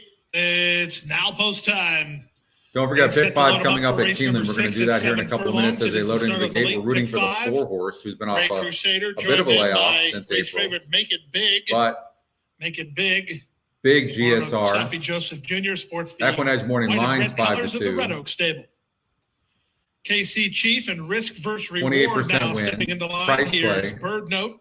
Scotty long shot. And Beast from the East. And from the outside, Capture Me. I imagine Jaramillo is there to get this horse to go right from the start. And Beast from the East and Capture Me. 2 is very impressive in the gate, just relaxed. 5 goes in. Who's one of your top favorites? And there goes the 6. Marco Capture likes the 6. Marcos Meneses for 4 Horsemen and on Racing the outside, stable the to long complete shot the line. is the 7 horse. as they're about to go 7/8 of a distance. Make it big. 7 furlongs. Son of Neolithic, the Two-year-olds, public maybe pick for special both weights. two. Time for the late pick 5. They're all in line. And they're up. Smooth beginning for Make It Big is being ridden from forward position by a host of pursuers, including Capture Me, splitting horses KC Chief, but Make It Big proves the quickest of the quick as they run out of the chute. It is Make It Big in front 3 parts of a length. Capture Me on the outside, second, and Risk vs. Reward third. KC Chief is there, fourth, followed fifth by Bird Note. Beast Four's for the already Ace is backing ahead up. of only one, and that's Gray Crusader. Past the 5/8, Make It Big, trying to run them off their legs early. Went 22 and 2. It's a for the really opening quarter weird and leads ride Capture that Me by I don't know if it's the 2.5. horse or the jockey. KC Chief is at the rail into Maybe they're third not for in Bird sync. Note. I don't Then know. Risk vs. Reward is In racing between horses. A gap of another 3 to Beast from the East. The trailer is Great Crusader, and the leader is Make It And Big. just Make It Big something is either you all can in see or the trying horse to can catch a run. breather. We're trying to find out Not which. really sure With what all 3 that furlongs is. left to run.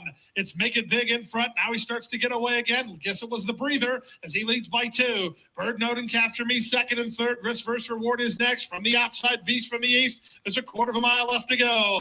With the advantage, Make It Big, 45 and 4 for a half mile. He still has work to do, but he has the lead. Bird Note tries to stay in touch well second. KC Chief and Capture Me are next. 1/8 of a mile to go. Make It Big, trying to finish it up here. No, Make we It haven't Big by talked about 4. They Keeneland. can't All right, get so it. 2's going to Bird win, Note and 5's going to KC get Chief second battle over for the 3. second. It's Make It Big, well prepared to win it.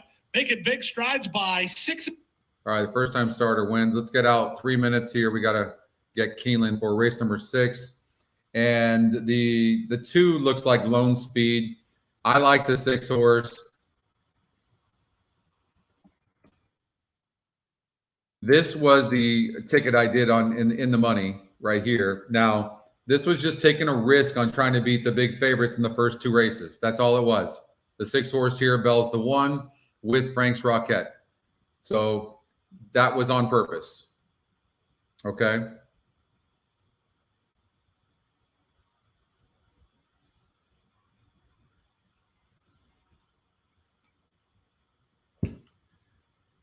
But that was my ticket right there.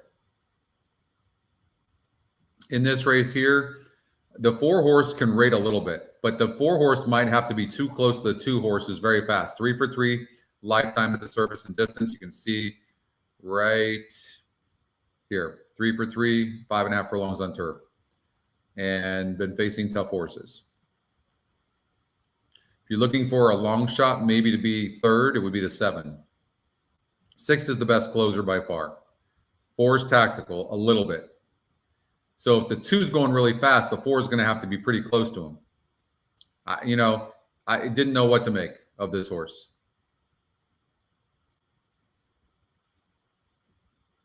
But this is not a strong group. I mean, this 2 should be able to win easily from here, you would think. But, I don't know. I'm just taking a risk and trying to beat it with the 6 horse. 4 is tactical. It really does look like just those 3 horses. And then you've got the 7 horse who could get in the money. But this horse doesn't look like much. I mean, this horse has burned a ton of money. And now it's supposed to beat horses like this? I don't think so. 5 to 1 was a very aggressive morning line. And we have this horse at 15 to 1.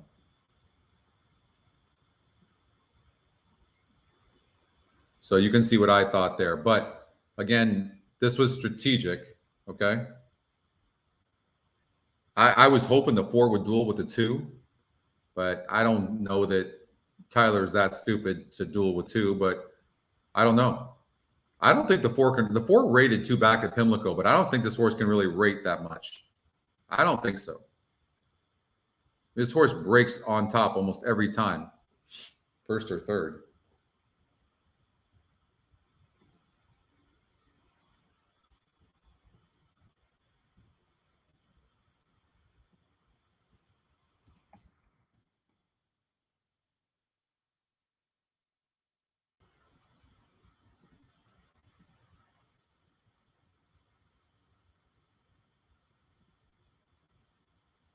Six with 1, with 1, 2, 3, 5, 6, 7, 8, 9.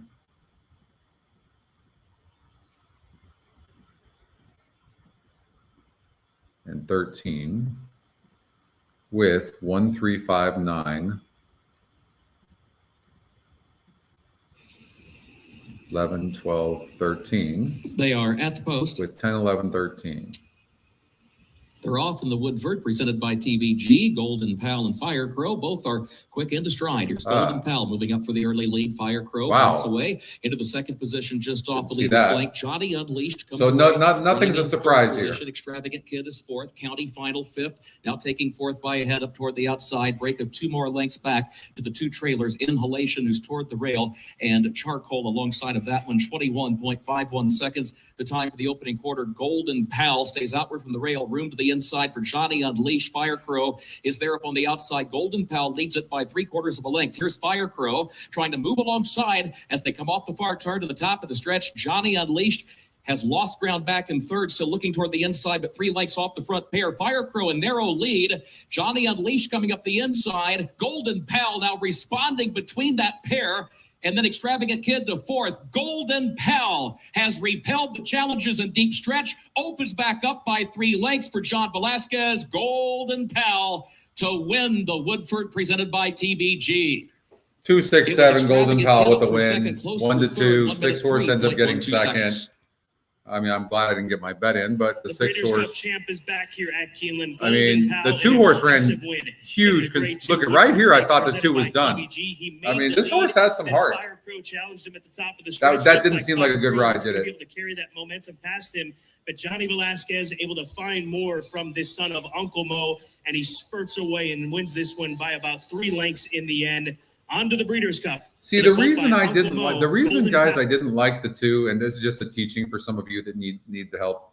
But the reason I didn't like the 4 horse was because the 4 styles to be near the pace. The 2 is fast as hell. So if you're going to take 2 speed horses, which one are you going to take? You're going to take the 2 or the 4? Right? So automatically I'm throwing the 4 out. Now I know it rated a little bit right here, but barely. And we don't know how slow they were going. And it's certainly a much easier group than what's lined up here with Golden Pal. So knowing that the 4 was going to have to be near that fast pace, I figured that would hurt that horse late and the horse would stop. And that's exactly what happened. You can do that in any race, not just a stakes race. You can do that in a lot of races where there's speed horses. If you don't use every one of the speed horses, use the fastest of those 3 or 4 speed horses or 2 speed horses and take that one and then take a couple of closers or a couple of horses that have tactile speed. Does that make sense? That's why I didn't like the 4. So I thought I'm going to watch this. I want to watch this race, but I got to put in a bet. I'm going to put in a bet on the 6 horse because I think the 6 horse could surprise here. It's burned money, but I do think the 6 horse, it can run good here. So I'm gonna make that make my picks, and I'm gonna play the 6 horse here in this race. All right, Channel Maker, and Arklow, the 2 horse I thought deserved to look as well. So Channel Maker over Arklow. Gufo certainly is reliable. Ran a good race, but they went really fast up front. That's not going to happen here. Channel Maker is going to get an easy lead here, I would imagine, but it's had an easy lead before. But was going pretty fast here in the stretch, and they dueled. I think it could be different here. And also, this is the favorite surface for Channel Maker. But he is 7 years old, getting a little long in the tooth, but maybe he can set some slow fractions because there's not much pace in here and win this race. So we'll see what happens. But that's coming up in 2 minutes from now. I'm going to let you guys go. Thank you for watching. We're going to see you next week. Big shout out to the team, my team, also to Keeneland and the Stronach group as well too. And thank you all for watching. Appreciate it. And I hope you guys kick butt the rest of the way and root for Channel Maker here. Okay. We'll see you next week. Bye-bye.